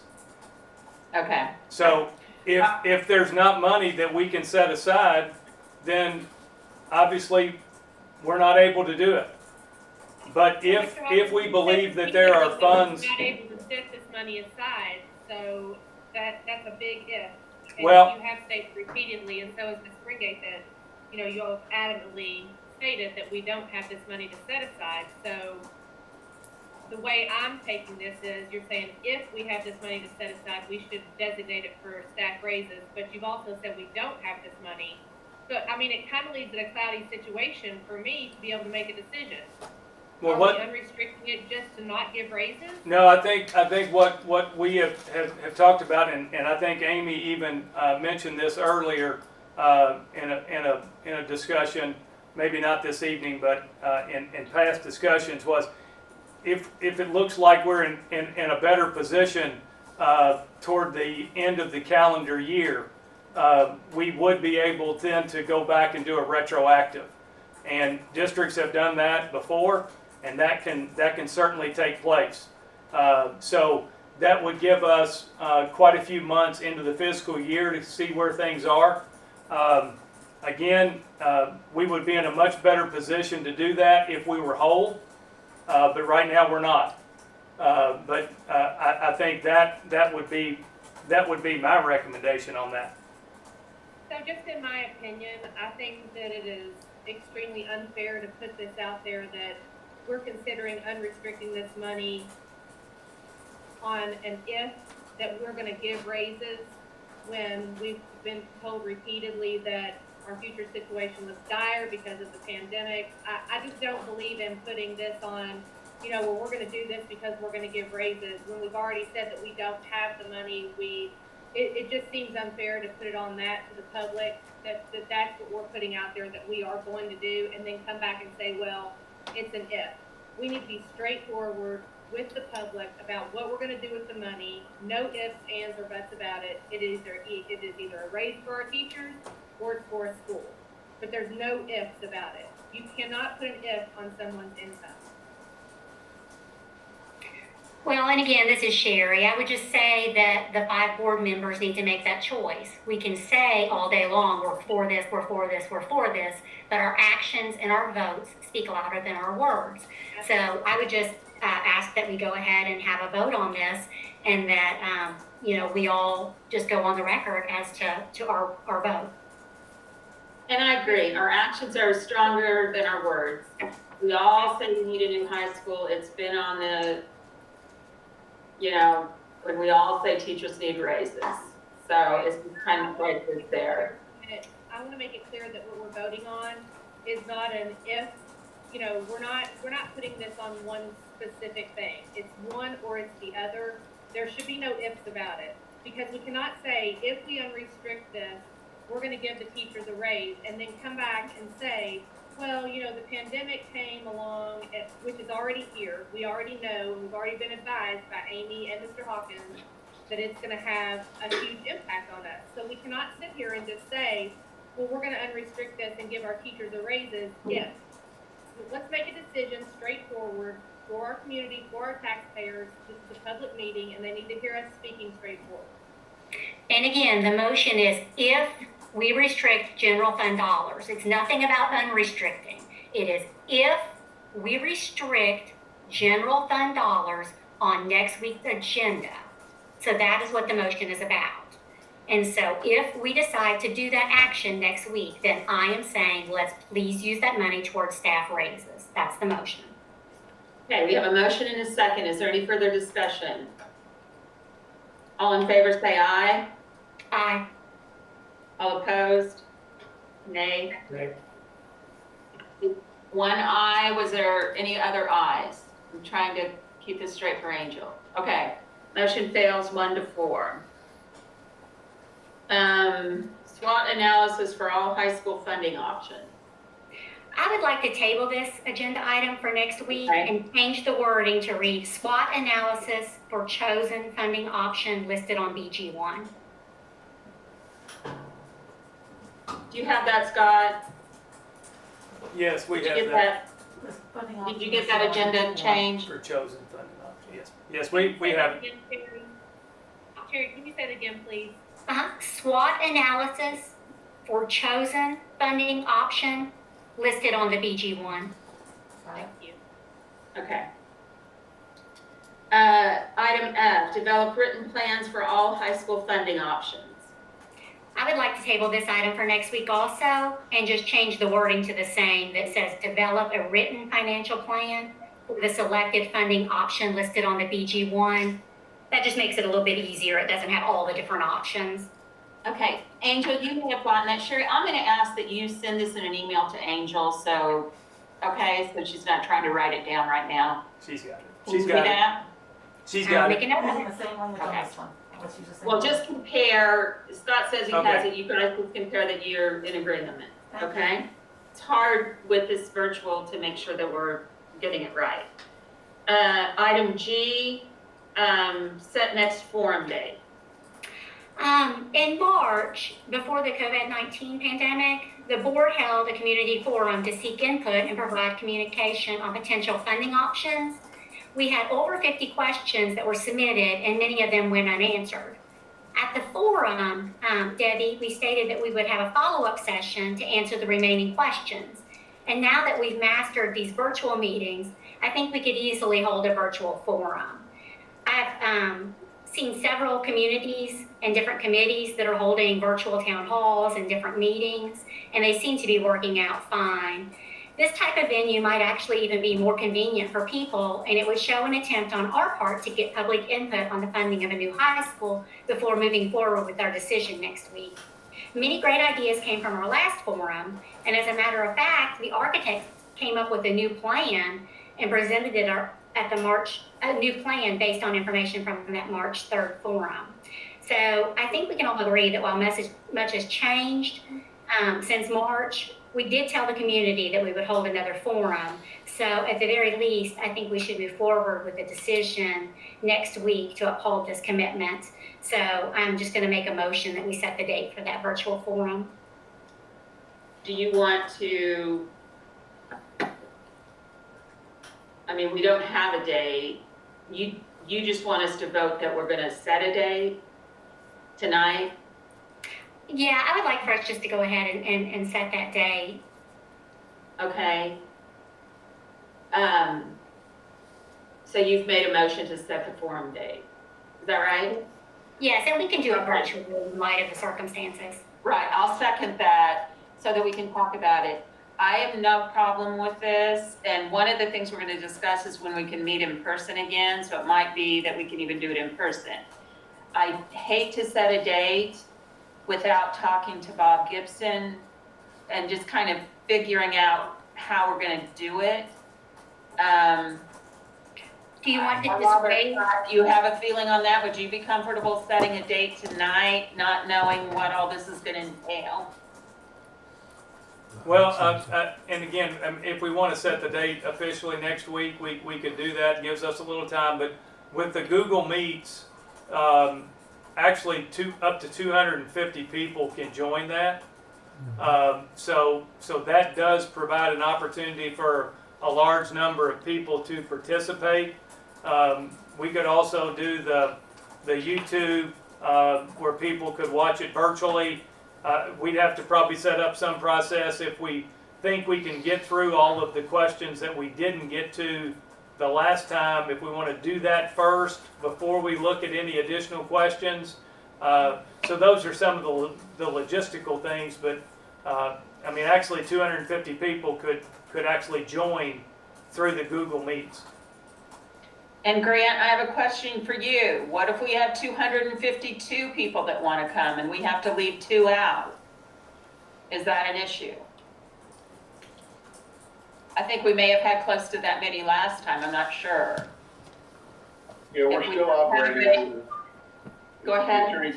The Attorney General's guidance is still doing things insofar as is feasible and to the extent you have the technological capacity to do it. So if you have more show up, then you can allow, whether it's resuming an in-person meeting.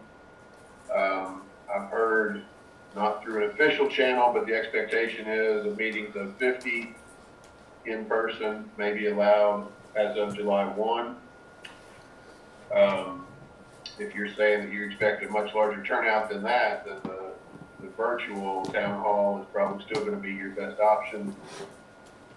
But I think everybody's gonna have to plan on, every agency that does these things is gonna have to plan on kind of a hybrid. How many people can you allow into the room, and do you set up overflow rooms where the next 20 can be, and then another room where the next 20 can be, so that you aren't making a mad rush to the door to see if people can be the first 20 in who get to attend the meeting versus the ones who just get turned away and have to race back home to try to get to their computer or sit in the parking lot on their cell phone.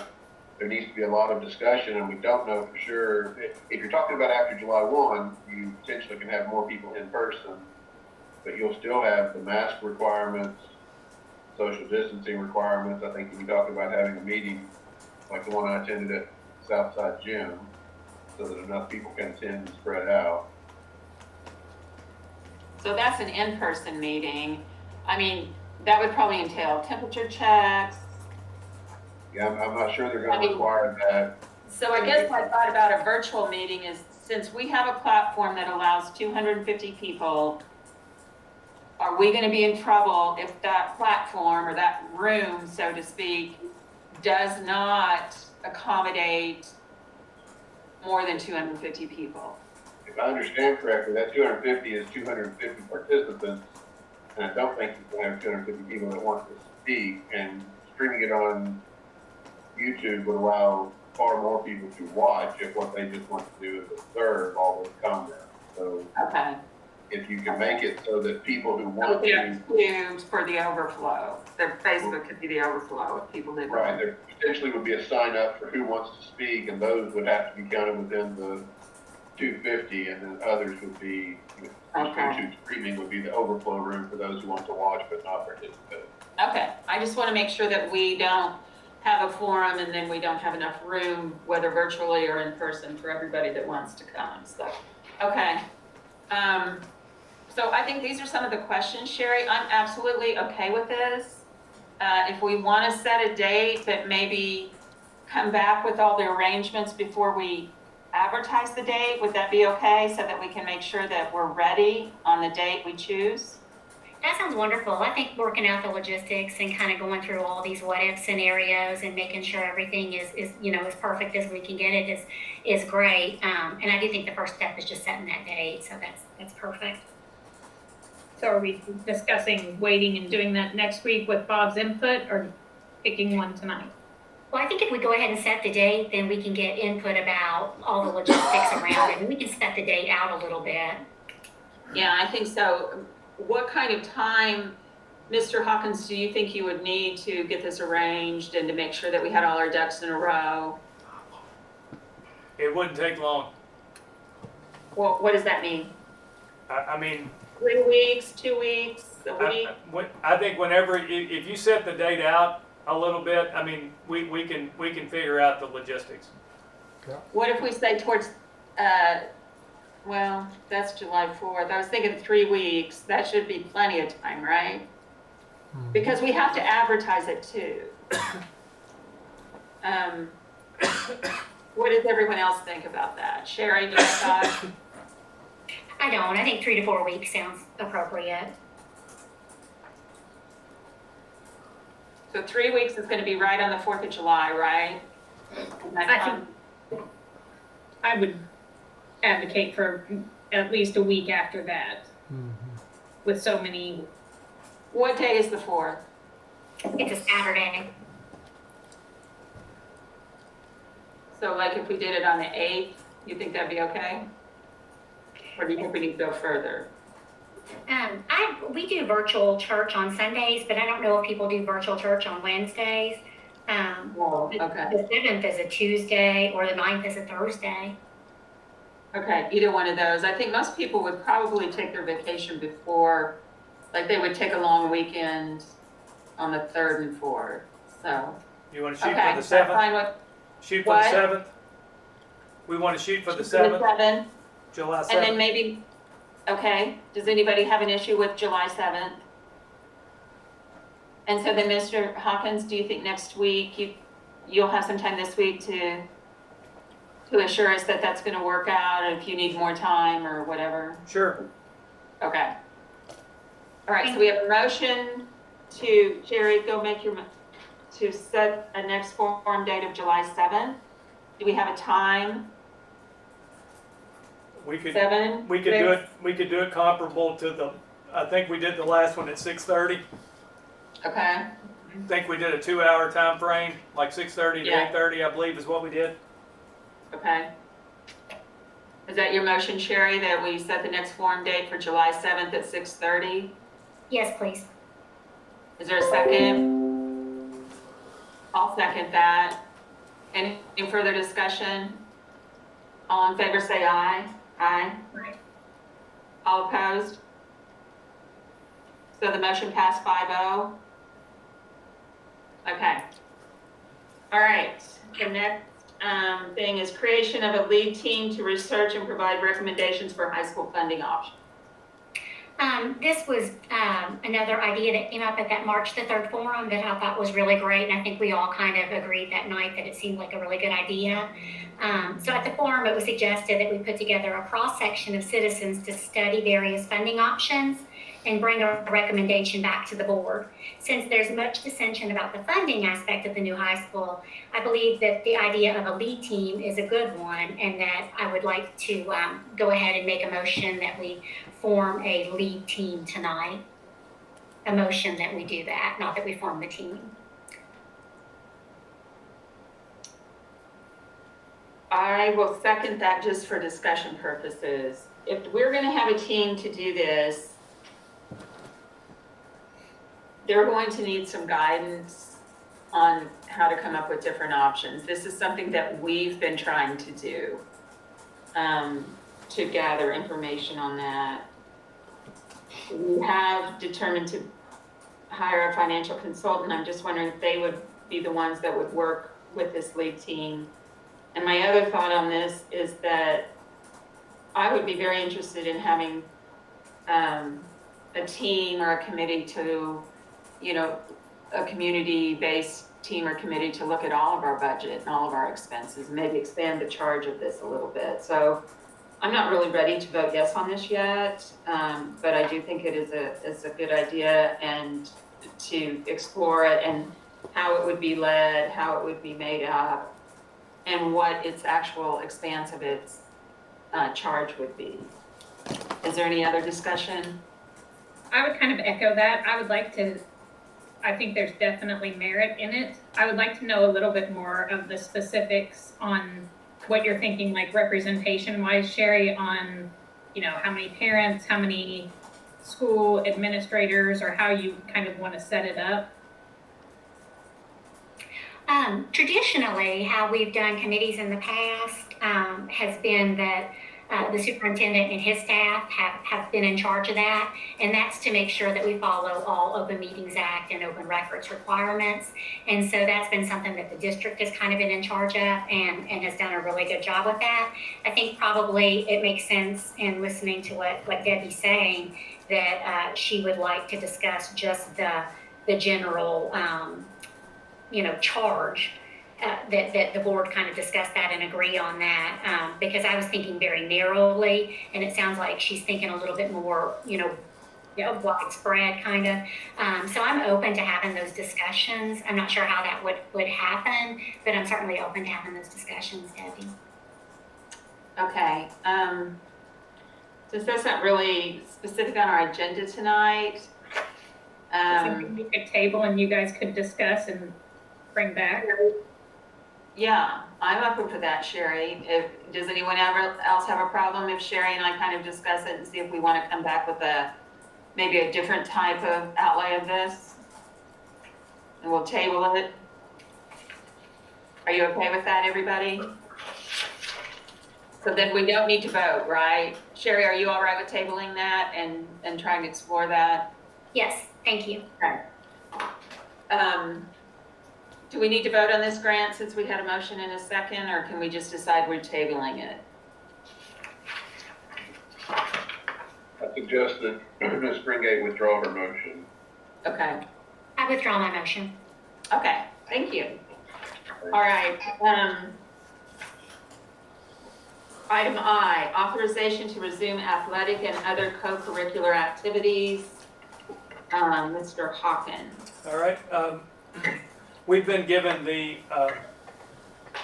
go-ahead to begin resuming athletic activities along with some other co-curricular activities, as long as guidelines from the governor and from the health department are followed, which would mean groups of 10 or less, socially distanced. It would be primarily outside activities. It would primarily be conditioning. And I think we see the benefit from this on two fronts. Number one, many of our students maybe haven't been active, haven't been involved in doing some things over the last several months, and it would allow them an opportunity to come back and do some conditioning. I think number two, and probably as important, if not more important, is the social emotional well-being of our students, being able to get back with their teammates and their coaches and the relationships that they have established. Again, what we have done in the meantime, knowing that this was on the agenda, was to have our coaches develop plans in terms of how they would do this, and those plans must be approved by the health department. And so we are ensuring that all of the precautions and steps are taken that need to be taken. As far as the co-curricular, we just found out this week that this might include band, where band students could come in small groups, 10 or less. Their social distance would be a little more. I think it's 10 feet as opposed to the current 6 because of utilizing instruments. And I've had some conversation with the high school band director about that opportunity as well. So I just see this as a real benefit to our students, and would ask that you authorize that to begin. So, Mr. Hawkins, I have a quick question. Would this also extend to if a academic club wanted to meet, as long as they adhered to social distancing guidelines, that they could as well? Because those would probably occur within the building, we would have to get some additional guidance on what that might look like. Right now, we've been advised that the vast majority of this work should occur outside, because that is generally a little better in terms of reducing the spread. But that is, I think that's something we can certainly ask. That has not been brought up to this point in any of the guidance that we've received, but I'm certainly open to seeing if that's a possibility. And I guess I was envisioning having the same guidelines. You know, I understand that meeting outdoors is preferable, but I'm thinking if you gave groups like our academic team a chance to get together and practice, as long as they're adhering to social distancing guidelines and they're outside, I just want to make sure we're not precluding academics. We can certainly ask about that. And just to be clear, this is not something that you and your team came up with. This is a recommendation that came down to all schools? Correct. Okay, I just wanted to clarify. Thank you. So do we have a plan? I was unclear. Do we have a plan from the health department, or we're approving this contingent on a plan from the health department? No, we have guidance from the governor and the Department of Health. Each coach is responsible for submitting their plan for what they would do. And it's, right now we're doing 2-week intervals. So they have to submit a plan for June 15th through June 29th. And that plan that is submitted has to be approved by the health department. Oh, okay. So they're submitting it directly to the health department. Well, it's going to us and to the health department. So we are Okay. reviewing those plans as well. We've had an opportunity to meet with the coaches to explain that to them. And I think everybody's pretty excited about being able to see their kids again. So And there'll be some monitoring of this, I guess, I don't know, just by the coaches? The coaches, our athletic trainer, should be back. He's been off for a few days, from his work, but his plan is to be there, obviously, as much as he won't be able to be at every event, but obviously he will be helping and guide that work as well. And so I just have two thoughts on this. I think it's great. The more we can give things back, the better. Do we, and I'm not sure if this is even relevant, and you can tell me, or maybe Grant can, what is our insurance coverage gonna look like? I think does our insurance cover when kids are hurt in extracurricular activities? What if the team gets COVID? I just don't know what that's gonna look like too. Is there any thought of that, or is that even relevant to this discussion? I mean, how we handle it in all other situations is we do provide students the opportunity to purchase supplemental insurance. But typically, if a child is injured, it's going to be the family's primary insurance first, and then if they took out the supplemental policy, then that can kick in to cover some additional things, but it really wouldn't be any different than how we normally handle. Then if somebody broke a leg or something. Correct. Do you have any other input on that, Grant? Has there been any talk about liability as kids go back to school and stuff, or? I think everything is going to be tied to how closely you follow those health department recommendations. So whatever this plan is that you put in place, coaches really need to understand that it can't just be words on paper.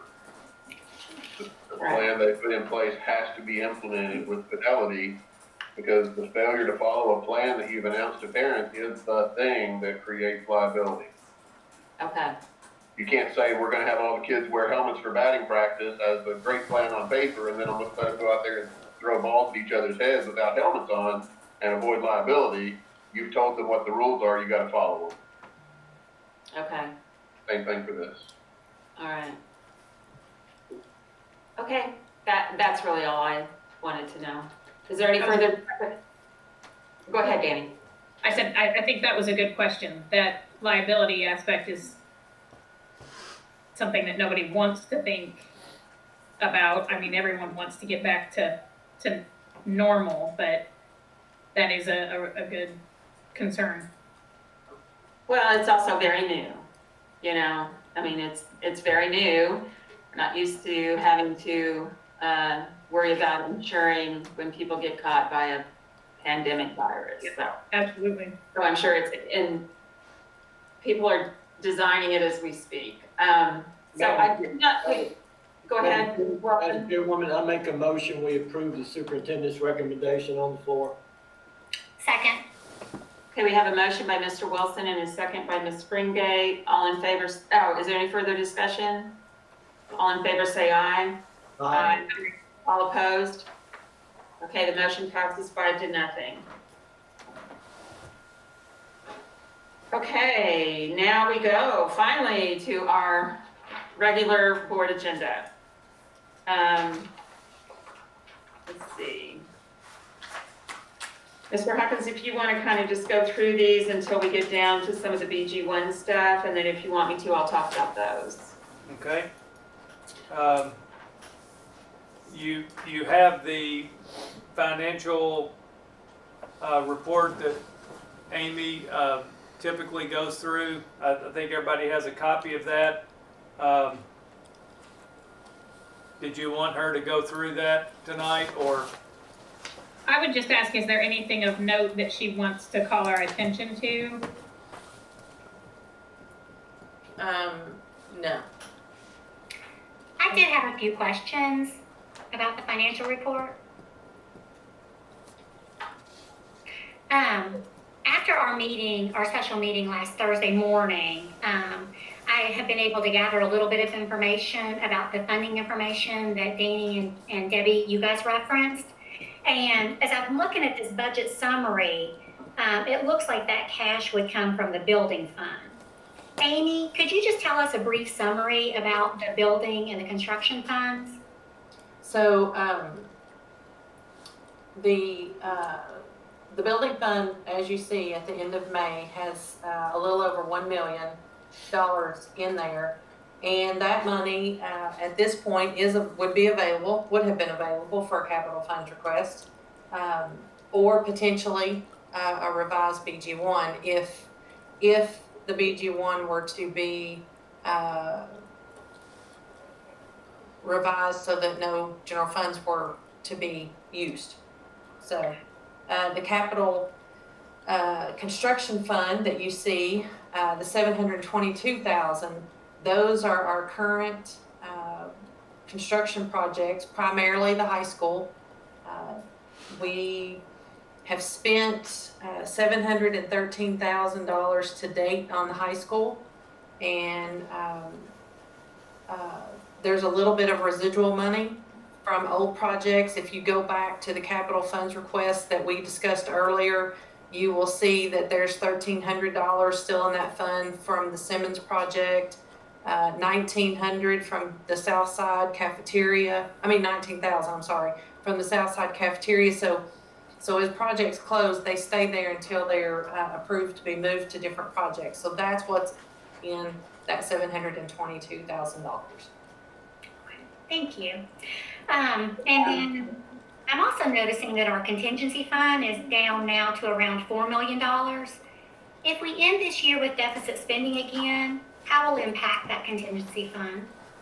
Well, now that contingency is the contingency that was in the FY20 budget.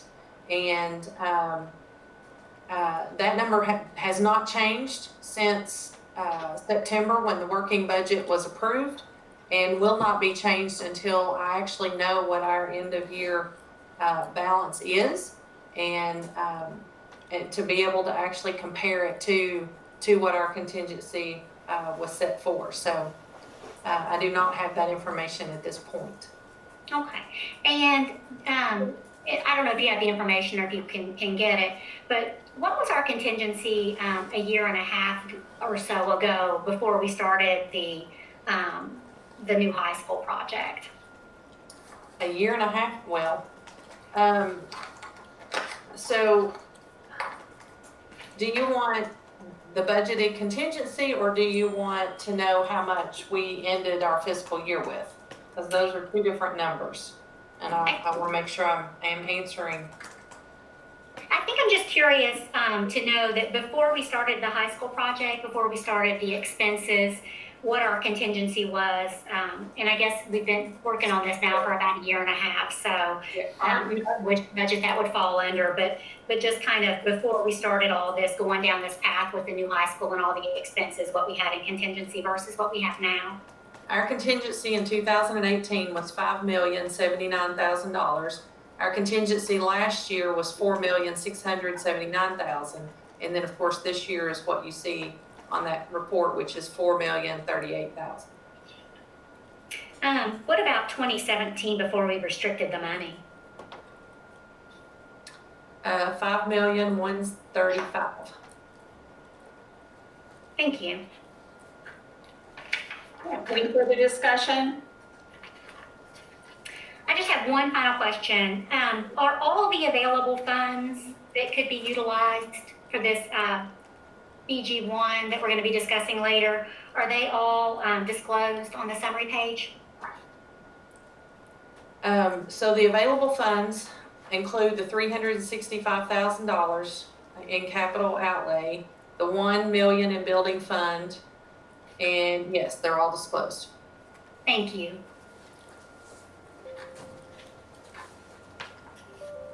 Okay, any further discussion? Okay. The next item is, Did you take a vote? No, we'll vote on that next week. Next week, isn't it? Yeah. Sorry. Yeah. We'll do that next week's, Amy, regular meeting. Okay. I'll go through the consent agenda. Yes, please. You can see that we have 3 different donations. Huntertown, one for Northside and one for the Hall of Fame. So we would ask for you to approve those. School fundraisers, we just have a couple from the high school volleyball team for the 2021 school year.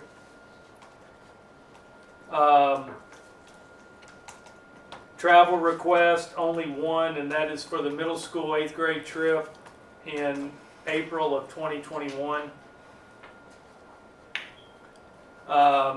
Handbook, I believe we just have one this month. I think all others were approved last month, so we just have one additional handbook, school handbook for this month. I'm sorry, Mr. Hawkins, can we jump back real quick? I had a question Yeah. on the travel requests. It was, I think, one of the field trips. There's only one travel request this month. And so that's the Chicago trip, right? Correct. And how will that work if our parents are paying deposits? When will they start doing that? I don't want to get into the point where we're taking deposits and then may not be able to refund those. Yeah, and the school sets up the schedule. I don't have right off the top of my head what the schedule is when they start doing that. It's typically once we get into the school year, but it also allows them to do some fundraising too. So that's the purpose of approving it so early. Okay, thank you.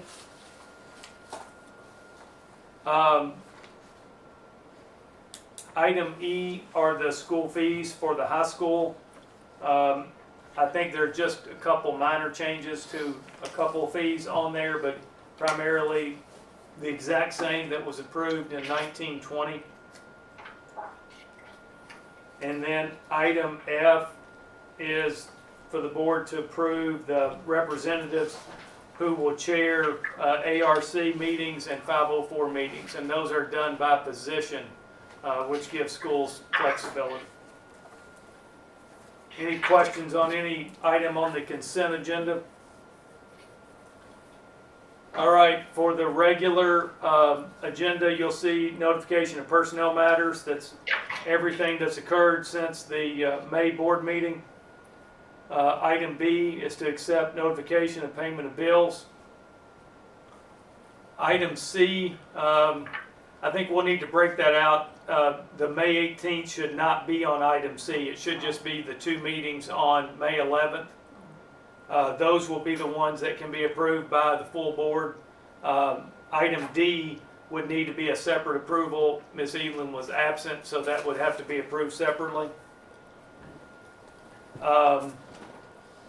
Item E is bond of depository. Amy, do you want to kind of talk about that one as well as item F? Yes, sir. So last year we did go through the bidding process and we selected Kentucky Bank, and in that agreement we had the option to renew 2 years. And so we've renewed that, and this is the agreement and required documentation that KDE requests us to submit each year on our bank. And then the Treasury Fidelity Bond, that is a required insurance bond on the board treasurer, which is me. And this is also a requirement for each year. And there is, in addition to the insurance, there's a form that has to be board approved and uploaded to KDE by June 30th each year.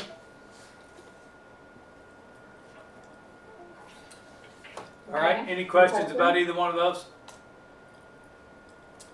All right, item G is the BG4, so the first of 2 closeout documents for the high school cooling tower replacement that was done last year. So we would ask for you to approve that. Item H is the one-to-one device program fees, and I believe those are unchanged from the prior year. I think we're down to $10 for a student to be able to take it home. Correct. That's great. Thank you for doing that. I know we discussed that last year, and I really appreciate the reduction and everyone working to make that easier for our students. And I agree. I think we've really closely watched those over the years and they've come down dramatically. With virtual learning, did we check out a lot more?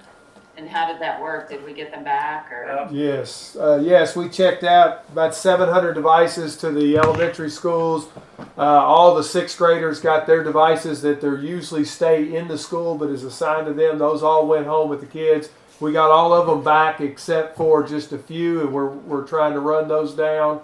The biggest issue right now that you're going to see a change in that account over the next few months is I'm going to have to order some parts because we did get quite a few back that needed to be repaired and things like that. But Because so, if we have virtual school and that's the only option, we really can't charge them $10, can we? Yes. Or do we still do that? Oh, yeah. Because Yes. we assume they have some of their own devices at home and this is.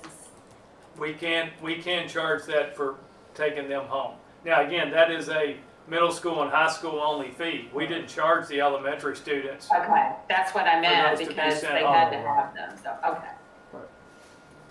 All Uh, right. Item I is bid renewals for student pictures, waste removal, and yearbook. And again, I think, if I'm not mistaken, Amy, those were bid last year with the option to renew. Or is this for the year 3 of those? It varies, and on the actual description, it lists which ones are which. Let me, Okay, I can well, pull that's that up. okay. It They were all explains it on there. they were all renewals for bids that had been done in the past. Correct. All right. Item J. Okay. I'm gonna talk about this. I think attached to your agenda is the original BG1. The only, and everyone can, chime in, but let me give my thoughts first. We have our funding that we put on 2819 when we adopted this has changed quite a bit. So my thought, I talked to Kelly some, I know Amy's been involved, was that maybe we should amend this to just better reflect where the funding for this BG1 is coming now. So Kelly, if you want to help me, does everybody have that BG1 in front of them from the attachment on the agenda? So if you look down at the bond sale for FFCC, those are where the numbers have started changing. And Kelly and Amy, can you kind of detail how we would revise this? So as Debbie has noted, some of the funding, we've talked about it kind of at length, but you all have accepted a new school facilities construction offer of assistance. So on this BG1, and I'm on page 2 of a 3-page document under the heading beginning funds available. The first line item is bond sale -SFCC. We've actually accepted a new offer of assistance, so that bonding number would go up. We're budgeting about a $2.2 million bond from SFCC, about $1.9 million. Another change is your local FSPK bond sale amount goes up. The state has increased their equalization rate. So at this time, your bonding capacity was right around 24 million. The new bonding capacity with no general fund commitment is right around 34.5 million. So there would no longer be need that line item for the general fund bond sale for this BG1. So we would change the local FSPK bond sale, remove the general fund bond, and leave the building fund cash and capital outlay cash as listed below. Amy, did I?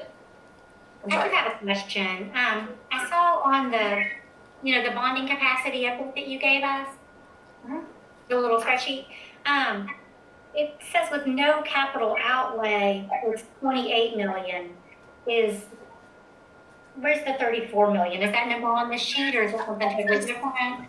No, ma'am, it is. It's the second line item. So the first scenario is correct. It's no capital outlay. It says capital outlay, 2 different components, but that's no commitment, no general fund. Say no general fund. The second line item is no general fund commitment, 80% capital outlay. So you still have that 2 million of SFCC, then you have district capacity of 34.5 million. Okay, so the number that you gave us assumes that we leave the 80% capital outlay? Mhm. Okay, Yes. thank you. I just wasn't clear on how that number came there. And would it be possible before next week's meeting to get kind of a revised BG1, what it would look like now with the new numbers? Yes, Amy and I can work up one of those pretty easily. She needs a couple numbers from me, but I think we can change and update the new G1 with these new numbers. That makes sense. So just so we can look at them side by side like that. The FSPK bond sale obviously is a huge difference. And that's with the new FSPK funding in this year's budget. Right. The only thing on this BG1 that I have thought about is that it does not change the project cost. These funding adjustments are leaving the project cost at 36 million,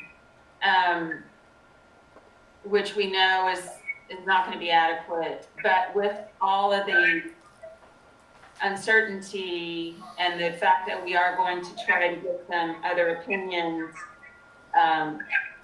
I just consider leaving that as it is now until we, continue to gather more information to go ahead and leave it at that amount. But I think Kelly agreed that right now the funding looks like we have 600,000 of general fund going towards it, and we don't need that, and we may not have it at. So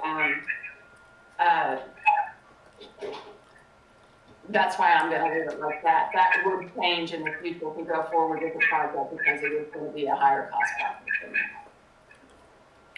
If I'm echoey, I'm sorry. I don't know why that's happening. I don't know if it's a volume thing, but it's definitely almost distorting. Okay. Any suggestions, Bob? No, it usually occurs when you've got two different devices with two different microphones picking up. So if you don't have another device near you that's connected to this, I don't know. I don't. It's my phone, so just let me know if anything I say is not understandable, and I'll try again. So yeah, I was hoping that, we would go over this tonight, and then maybe before we vote next week on this amended BG1, it would be in a format and attached to the agenda. Is that what you mean, Danny? Yes, please. Just in a, I understand it's a hypothetical, but if we could just update it with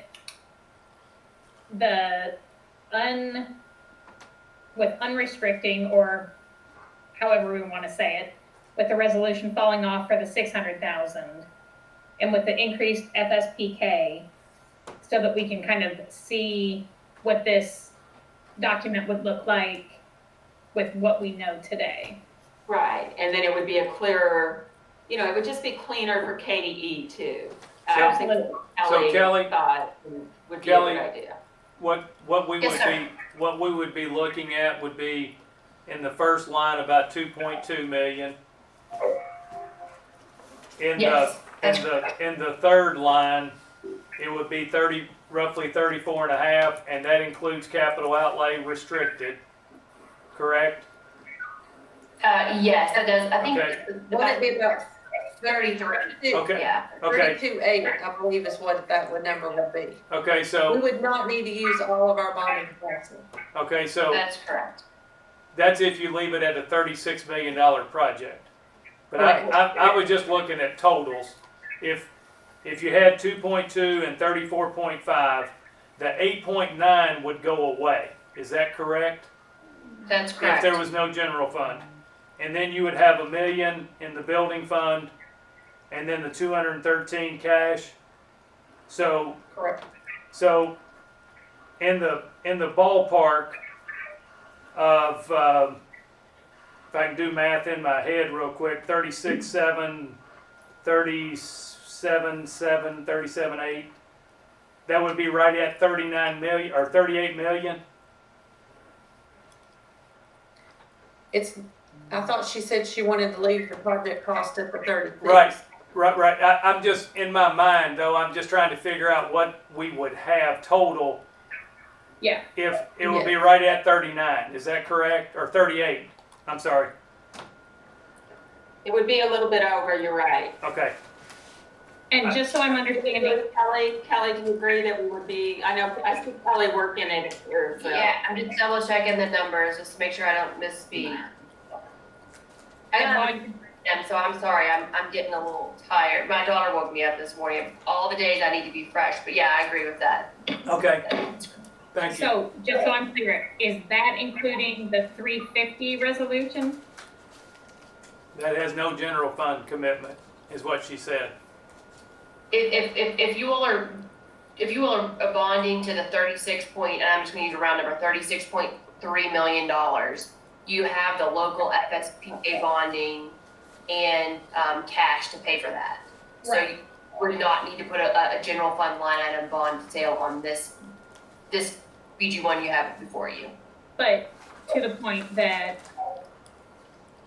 Sherry made, we know that 36 million is not, that was looking at phased construction for a classroom building. Is it possible to look at it with the resolution for the 600,000 falling off and the 350,000 remaining?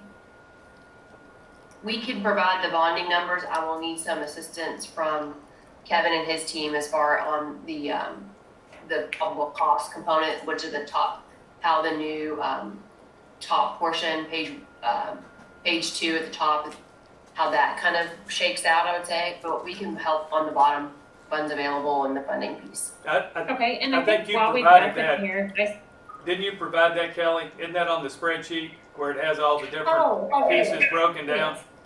The 350 is already an option, I think, on one of those. Yeah, we already have that. That's Yeah. correct. Absolutely, and I just meant kind of plugging it in on the BG1 document and seeing where that ends up, but I can do that, Matt, that's fine. I'm happy to do that for you guys. Put it on a. Either way is fine, he's right, we do have it, so I can look Well, at I that. think if Amy or could, you know, like, anything we want, if we could actually see it on a BG1 and have that before us would be nice. And it's really just typing in different numbers, I think, so. But I think the point is, we know that this project will cost more than 36 million. And the reason I was gonna, you know, we could make a decision to go ahead and raise the total project cost now if we keep the 350. But again, because we're going to try to get some outside opinions, I just wanted to make, it was my idea to make as few changes as possible right now to get that. But, you know, there are other options we could do. I just want everybody to have their opportunity to ask questions and see this tonight. So please ask any questions you have. Well, and I think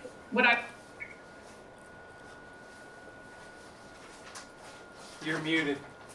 You're muted, Danny. I see, my computer just told me, so. Okay. You're muted again. Can you hear me now? Yes. Okay. In light of what you just said and seeing that Kevin Locke and Sam Howard and Dave Wester on here, and I see Clay Ratliff too, I think it might be helpful to have them weigh in and tell us what's going on, what are other districts seeing, and how are things going for other projects of this type. Danny, this is Sam. Hi, Sam. Hello, everyone. I'm going to refer back, thanks for asking for this. I'm going to defer a little bit some of the other districts to Kevin and also Kelly. She can add some insight here. But I wanted to refer back to something Superintendent Hawkins mentioned a while ago. I think bears great relevance to what we have here. He's dealing with a situation that is an absolute unknown. The unknown is he doesn't know what's going to happen going forward. He can only predict on what's happened over the last several months and what's happened over the last several years. So he's juggling Many children's futures in the air at this time. And I think every superintendent of the 170 plus districts are doing the same thing. And I don't think any of them has had qualified guidance to know exactly where it's going to go. But I say that to make this point. The design and the construction team is doing this every day. We're doing this every day because we don't know what's going to happen in the next bid until the bids come in. We don't know what's going to happen with bonding rates a year from now or 6 months from now. And I'll let Kelly talk about this because I know there was a couple of very large projects bid in the last month, 6 weeks, that she's part of only because Baird does a lot of our work on the financial side. So I know a lot about Baird and I know the work they do within the state, and they do a good job. But I'll make this point. Bonding rates, and I'll let Kelly give you the exact numbers, but this is the direct parallel to construction rates. Bonding rates a few months ago, if you'd went back 16, 18 months ago, you'd have been paying 4.5, 4.7 bonding rate. Now, I know bonding rates that are way below 3 that's sold in the last few months. But I would ask Kelly if she would expound just a little bit on the bonding rates that's been used. And the other thing, and I'll shut up, I went back and I have watched every one of these meetings since Trace Creek was hired about 8 months ago. Literally sit here at home, but watch them all. And I watch a lot of the comments, I look at one of the things that's being said, and there's something I want to clear up for the record. It's been said several times that they seem to get many different versions of a plan or many different versions of what the costs are or what's going on. And that's exactly right, you are. But every one of those is mandated by KDE, and the design team and the construction management team by mandate and by our contracts are required to bring that to the board and present it to you at different intervals. And that's the reason you're seeing so many different iterations of the design based on what you need, based on what comes out of the forums, and based what is gleaned by the design and the construction management team with meetings, both with these meetings and the superintendent in any forums. So while there has been a tremendous amount of information published and furnished to the board and a lot of time taken doing it, it's not because we relish taking your time and spending 2 or 3 hours a meeting. It's because it's what we're called to do by contract.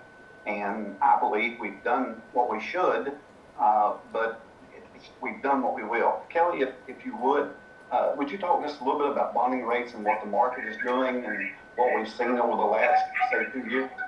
You know what, I'm going to interrupt here for a second. We are in a special meeting and the agenda item is to amend the BG1.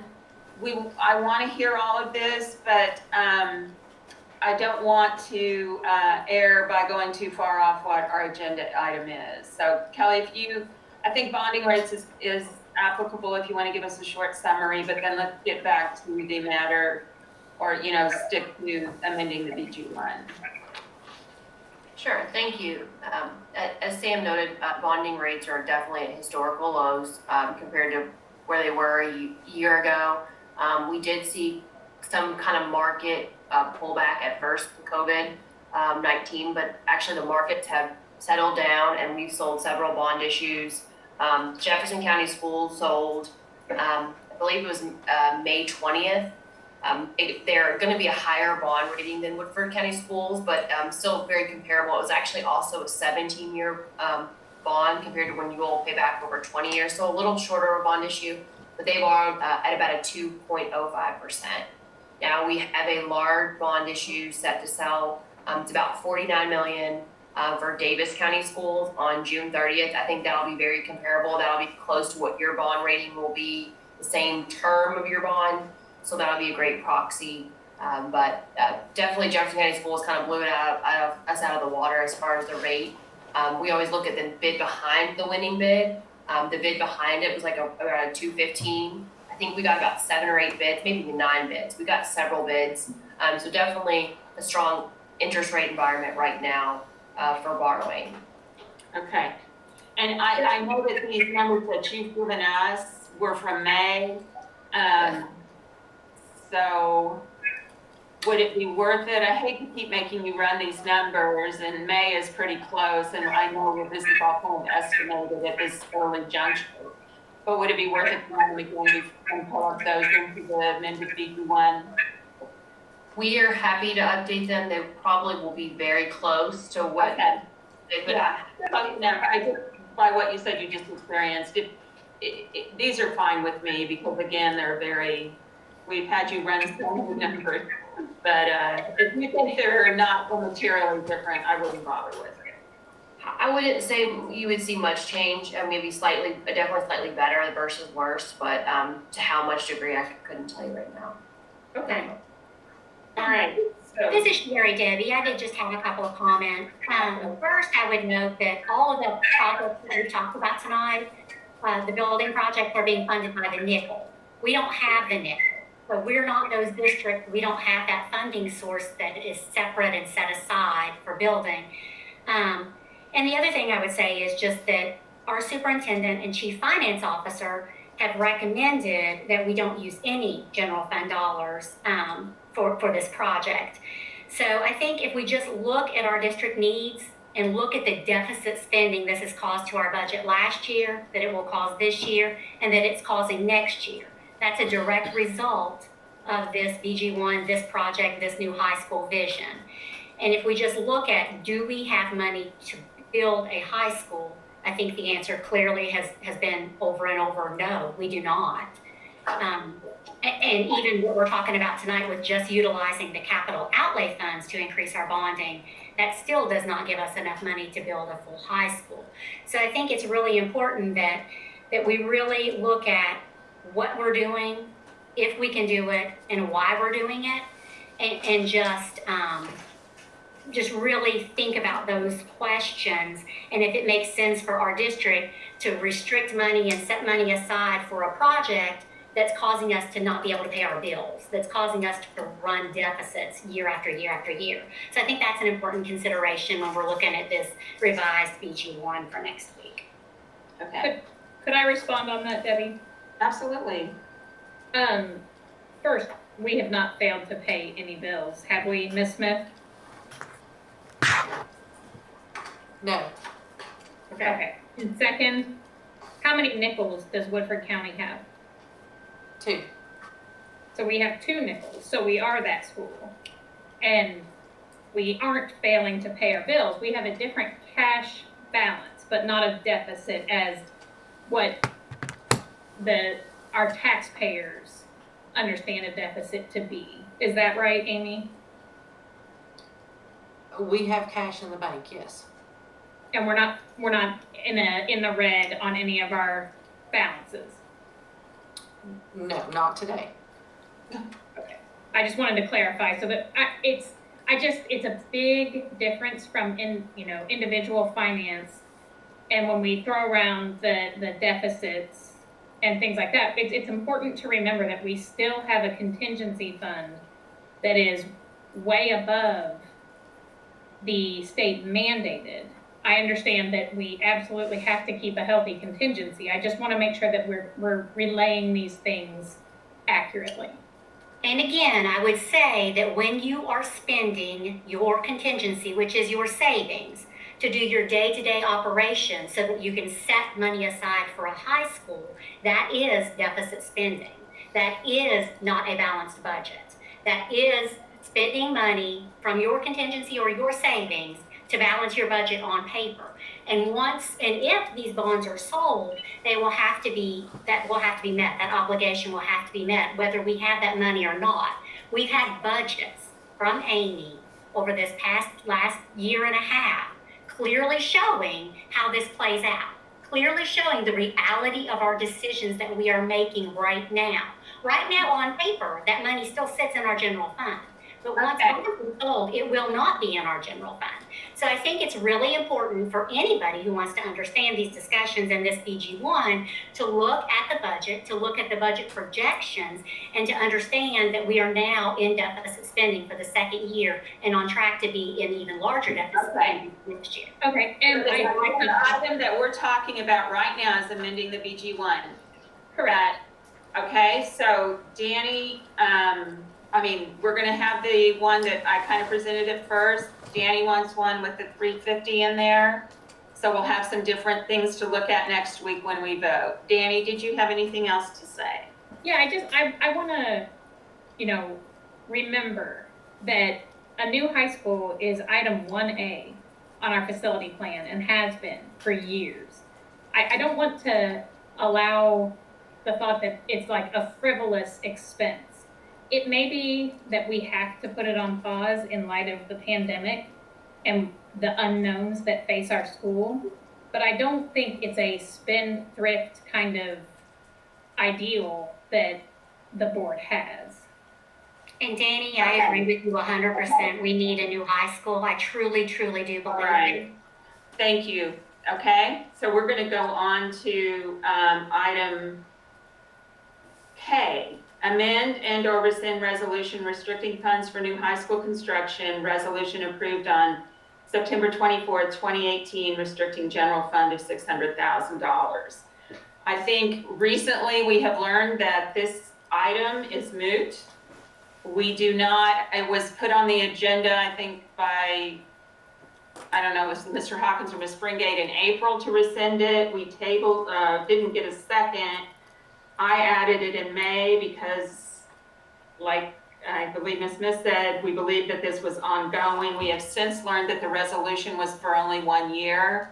So there is really, there is no resolution to rescind because there was no resolution for the year 1920. Does that mean Debbie, does that mean I have permission to put the 600,000 out of the building fund back in the general fund for this year? Well, I think what this would take, if there's any board member that wants to continue to restrict the 600, we would need an affirmative vote for a new resolution. Now, I'm going to go ahead and allow Amy, and if anybody wants to put that on the agenda for next week, I'll let them. We'll put that on there and because that's what it's going to take. Instead of this rescind, we have to renew. So let's wait till next week, Amy, and see if any board member wants that on there and we have a vote on it then. But we should know by then. I will tell you, this gives me great pause, and I have said this already, but the fact that nearly every meeting since I have been on the board, we've discussed this $600,000 being restricted and that it's an ongoing commitment. And I think that was the intent when it was done at first. I think that's documented in subsequent emails after the board met. And now to find out that it was a one-time thing and was never even had the ability to be an ongoing resolution is troublesome. Well, I would say that I have said before in open meeting that I thought it was a one-time restriction and was told no, once it's attached to the BG1, that's just a payment that has to be made. So then why would we ever have to rescind it if it was a one-time resolution? Well, I was told subsequently over the past year by you all that it, once was attached to the BG1, would be a reoccurring expense. So that, I think, is where my confusion came in. But I would say that it's important to realize that this restriction, this resolution, did not come at the recommendation of the superintendent or Amy. They did not come to the board and say, this is an idea. The board came up with this idea on their own. The board went out on a limb on their own and came up with this idea and this resolution. And we were told that it could be rescinded at any time if we started deficit spending. We're doing deficit spending in the amount of $1 million a year now. And so in my mind, that would mean that it would be rescinded at that point. And I think that we had clear discussions that it would be rescinded, the money would be restored back to the general fund if it caused us to run deficits. And so I think that, the real point is, if we're rescinding these things or if we're not following through with these things, then why are we considering restricting more? Why would we do that again when it clearly hasn't worked and has caused us to have $1 million more in The spending. motion is, the agenda item is to amend and or rescind the resolution Jenny, restricted. I have a question. Oh, I'm sorry, I thought it was my echo. Go ahead, Allison. Sherry, you were on the board who restricted the $600,000. Were you not aware that you were restricting it for only 1 year, or did you think that you were restricting it for every year? Because you said that this board told you that that money was restricted every single year. Yeah, I thought we were restricting for 1 year, and I've said that in open meeting. However, what I was told by this new board is that once that was attached to the BG1, that made it be restricted every year, year after year, because of the bond. But my confusion came in that once it was restricted and placed on the BG1, that meant that it would be every year for the next 20 years. Amy, do you have? Allison, I know you weren't finished. Do you want to go ahead? Yeah, I just don't understand how a board member who restricted the $600,000 and made that resolution could then come back and say that the next board, the board that is here now, board members who were not members at that time, told her what she did. I'm confused. No, what I'm saying is this board, when we restricted it in 2018, that just set it aside in the general fund. It was just still there. It was not attached to anything or spent or restricted until the BG1 was approved. Am I correct in that, Amy? That is correct. Thank you. Okay, we can go back and forth about who believed what, who was right, who was wrong. I understand what you're saying. I'm not asking who believes what or anything. I wasn't on the board that restricted the money. So who knew that the money was only restricted for 1 year? Well, you were on the board that spent the money because we are the board that attached it to the BG1. I'm asking, when the money was restricted originally, who knew that it was only for 1 year? Was it Mr. Hawkins? Was it Amy? Was it the board at that time? Who knew that at that time?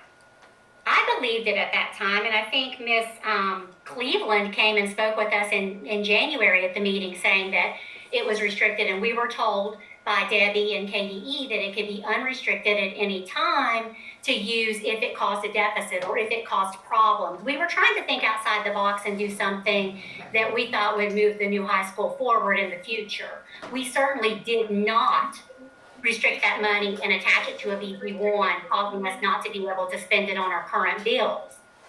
Okay, did Mr. Hawkins or Ms. Smith, did you all know that the money was only restricted for 1 year at the time that it was done?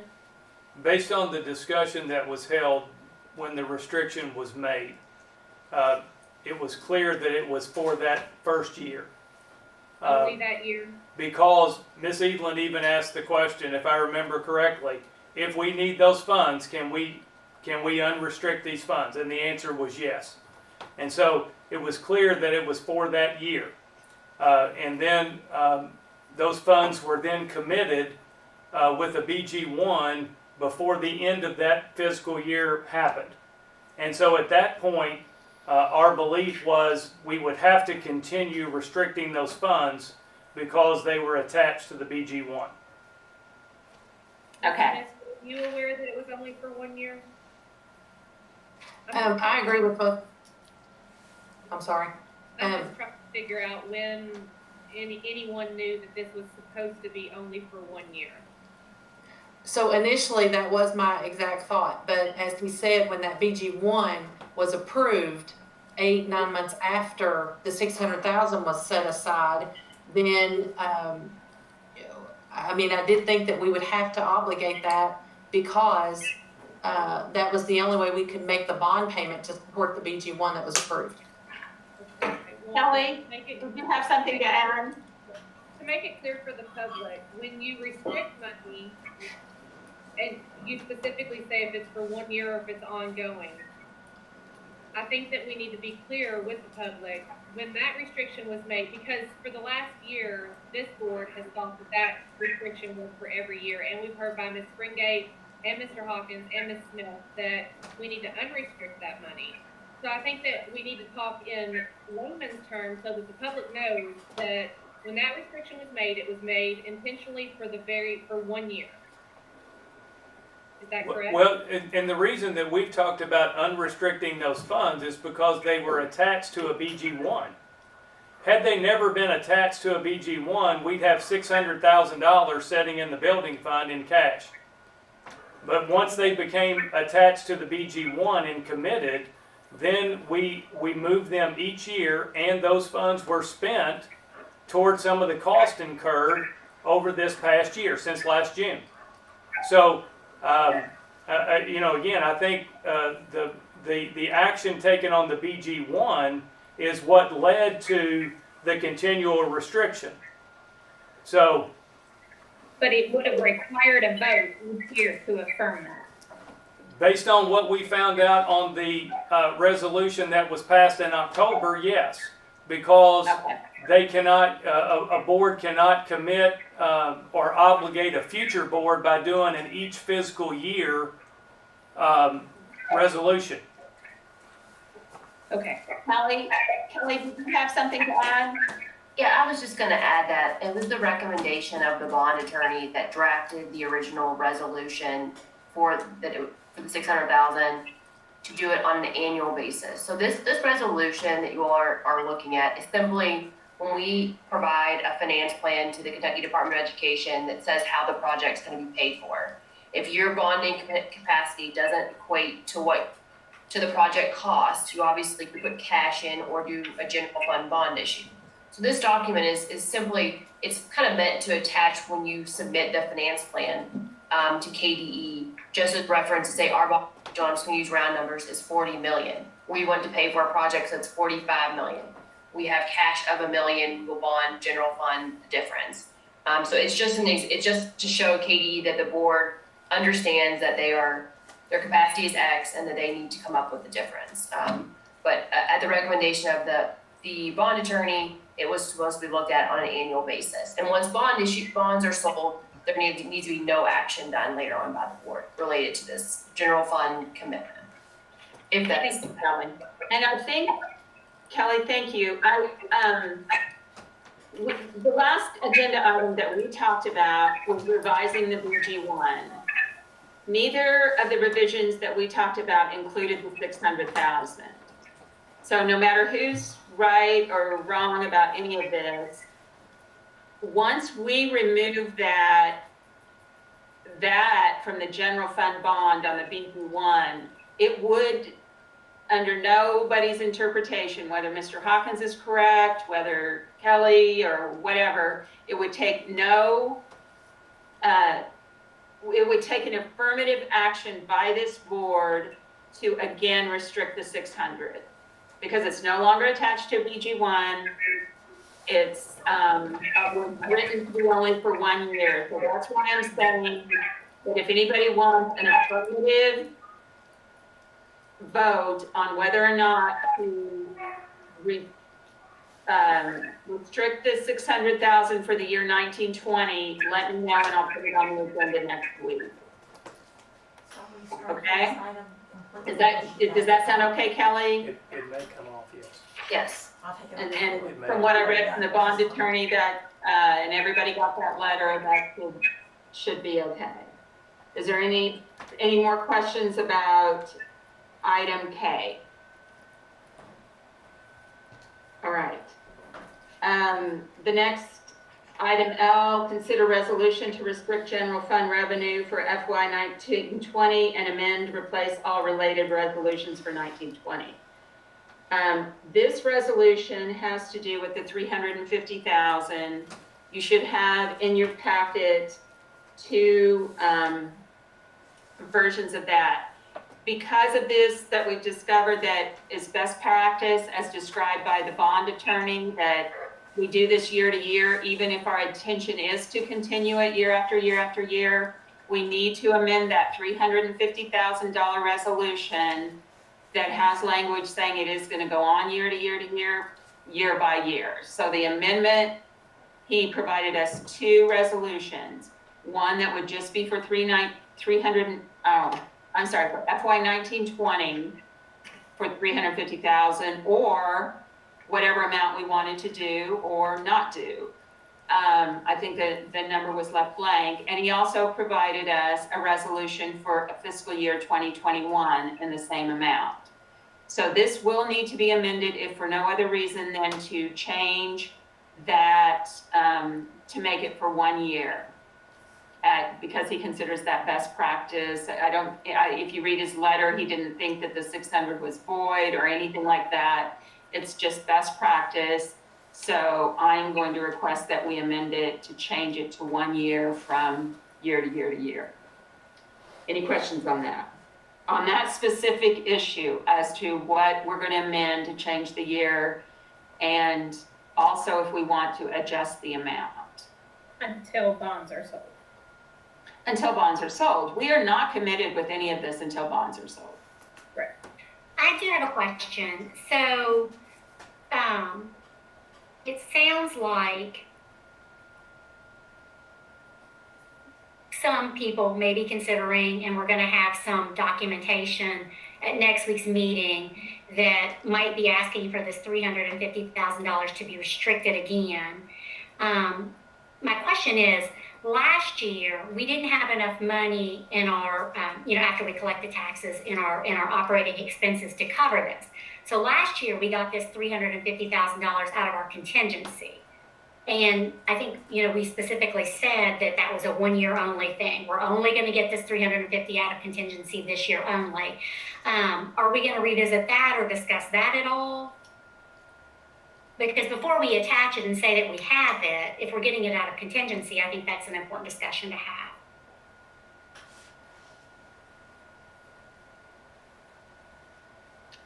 We're going to vote on it next week. We'll have further discussion next week if we want, if it's needed.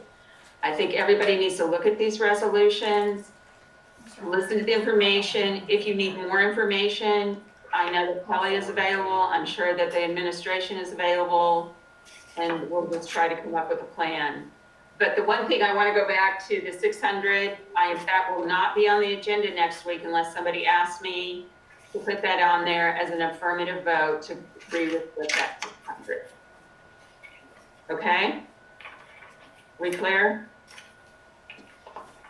Item M is contract financial consultant. I have no update or information on that. I will work with Ms. Springate when I come up with some names, and so there's nothing to report on that. And I think we should leave it on the agenda for next week in case something happens, but I doubt there will be a contract coming forward.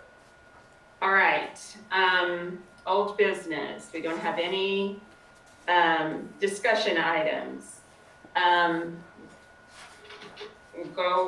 Let's see, I thought, I'm looking at the, let me go back to the planning meeting. There was a discussion item for the impact survey. I think Mr. Hawkins, you're going to give us a presentation on that next week. I can go in a little bit more detail. Obviously, what we have reviewed some of the data up to this point. It's going to be most impactful when we can meet in person with our building administrators to kind of go through and kind of model what we want to look at with that. So you said to me that you could give us the board a presentation on the 15th. Are you saying now? I can do that. It's not going to be in great detail, is what I'm saying, because we haven't had the opportunity to really sit down with our building principals and go through it. Because go ahead. Because the district results are simply an average of all of the schools. And so it's just important that we have an opportunity to really go with our principals, speak with them about how we want to address that. And then I think truly our principals need an opportunity to meet with their staffs because you want to sit down and go through the results with the staff members as well. Are there some things that we can, again, from a very overarching view, to kind of look at some things? Yes, but you really have to get into a lot of detail with this particular survey. It's new. It was brand new this year. And so, again, I can give you a pretty a broad overview of some of our data, but again, I think we really want specifically to sit down with our folks and kind of go through it in a lot more detail, and we just haven't had that opportunity yet. Before you present it to the board. Again, I can give you a broad overview if you're okay with that. If you want something more specific, it would probably need to be a little later, once we can have more in-person meetings, because right now, we're doing everything virtually, and it's pretty hard to go through stuff like this virtually. Okay. So that's all I'm saying. What is I'm fine with I'm gonna ask, is it possible? Pardon, Danny? I'm sorry, I was gonna ask, is it possible to have, someone from KDE come and give us a 10-minute instruction or whatever is indicated on how this one differs from TEL survey, since it's the first year, and maybe help us understand the results that we're reading? I mean, it does very differently. There's 8 categories on this one. It's really about school leadership and what's going on within the buildings. The questions were very different compared to the TEL survey. How you responded, because there were 5 response choices this year. That's where I say you have to look at it a lot more in depth, because the percentages that you see are only based on those top 2 positive responses. And that middle response is somewhat positive, but it's not included in those percentages. And so I think to really analyze it and look at it in great detail, that's the level that you have to get to. And I think it's important to do that with your staff members. Before you, okay. That's all I'm So saying. but you're anticipating after you do that, you will give a more Sure. thorough report to the Sure. board? Oh, sure, absolutely. Okay. Can we do that in the planning meeting in July? Can we shoot for that? I can do it with the district data. I won't be able to do it with individual school data at that point. Well, okay, we'll put it on for then, unless someone has an objection, would like to hear a more broad view next week. All right, let's shoot for the planning meeting and see where you're at, Scott, okay? Sure, we can do that.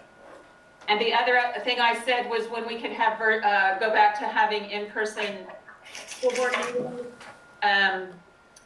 Scott, can you just research that for us too? Yeah, And give us the recommendation on when you, just I mean, obviously not next week. but I think just a couple things you all need to consider. Obviously, we can go. It appears as we will be able to do some in-person things up to a group of 50, beginning the first part of July. I think where our challenge will be the space to be socially distanced well, if we were to have a large turnout. And I think that's where we would want some guidance from Grant. You know, do you have to set up overflow rooms? I don't know how you do that. I don't know that we have the technology to be able to set up overflow rooms where you can live stream what's going on in a board meeting. Okay. And Well, based on start looking into that. Sure. I think we probably had our last meeting at our boardroom, you know. And right now we could not. Distance there, so just look into that. If we can start, maybe hear about that as you figure some stuff out. Because Sure. I think we would all like to get back to that. Okay, discussion. Mr. Wilson, do you have any discussion? I had some prepared remarks, but due to the lateness of the hour, I'd like to hold until the next meeting. Okay. Ms. Springate? I'd just like to thank Mr. Hawkins, all of the staff at the high school for the graduation. I got a lot of feedback, a lot of positive feedback, and I know everybody really worked really hard to make that special and really just a wonderful celebration, and I just thank you all. Ms. Bradley?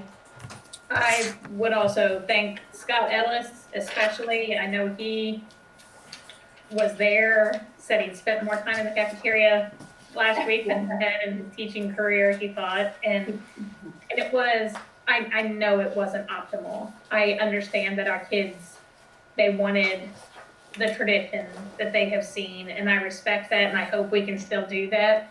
But I also had several people comment that they kind of liked the private aspect of it, that their kid was the only one, and I thought that was nice a lot of the kids were really happy with it. And that, I mean, that is by far the highlight of our job as board members, in my mind, is seeing that accomplishment and getting to celebrate with them for a moment and see how excited they were and how, you know, they had all come dressed up so nicely and were so excited for that moment. And so my sincere congratulations to all of them, and my thanks to all of the high school staff and Mr. Hawkins and the administration for setting up such a nice thing for them. I can't wait to see the video. I saw a little bit of the edited stuff while I was there in between graduates, and it looks fantastic.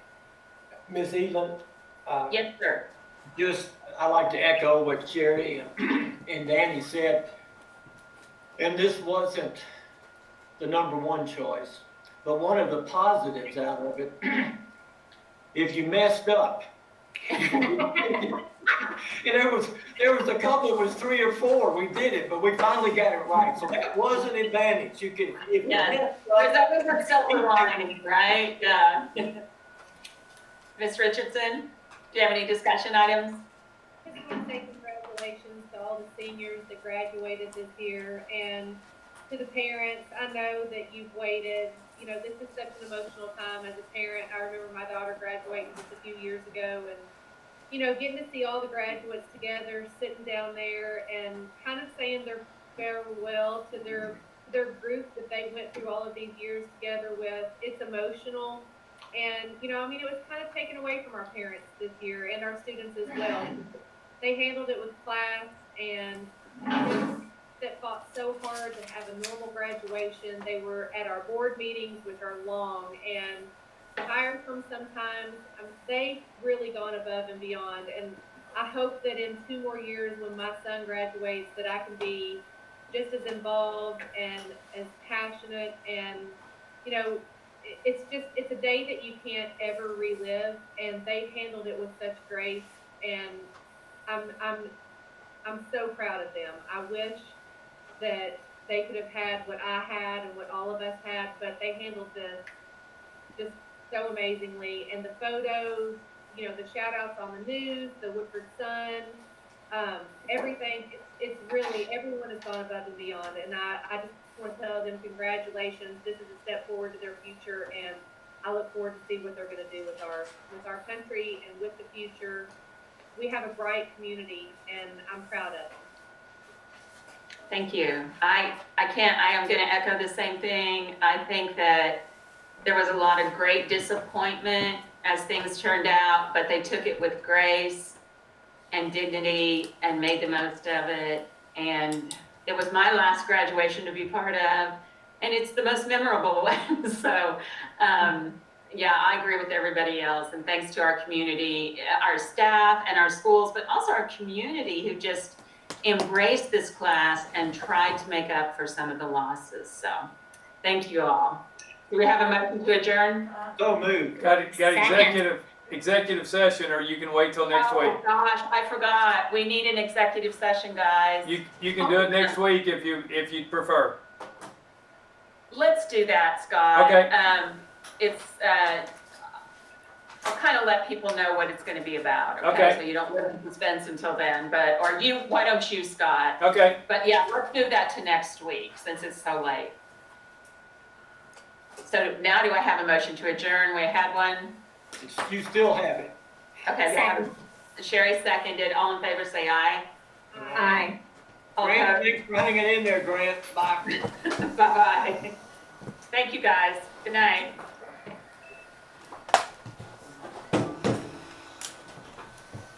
Does that thing stay on for that long? Well, I ran out. I had to use my backup. Ran out. What? Which is this? No, Huh? I Was got that your I arm? got a backup recorder. I've always got a, what is it called?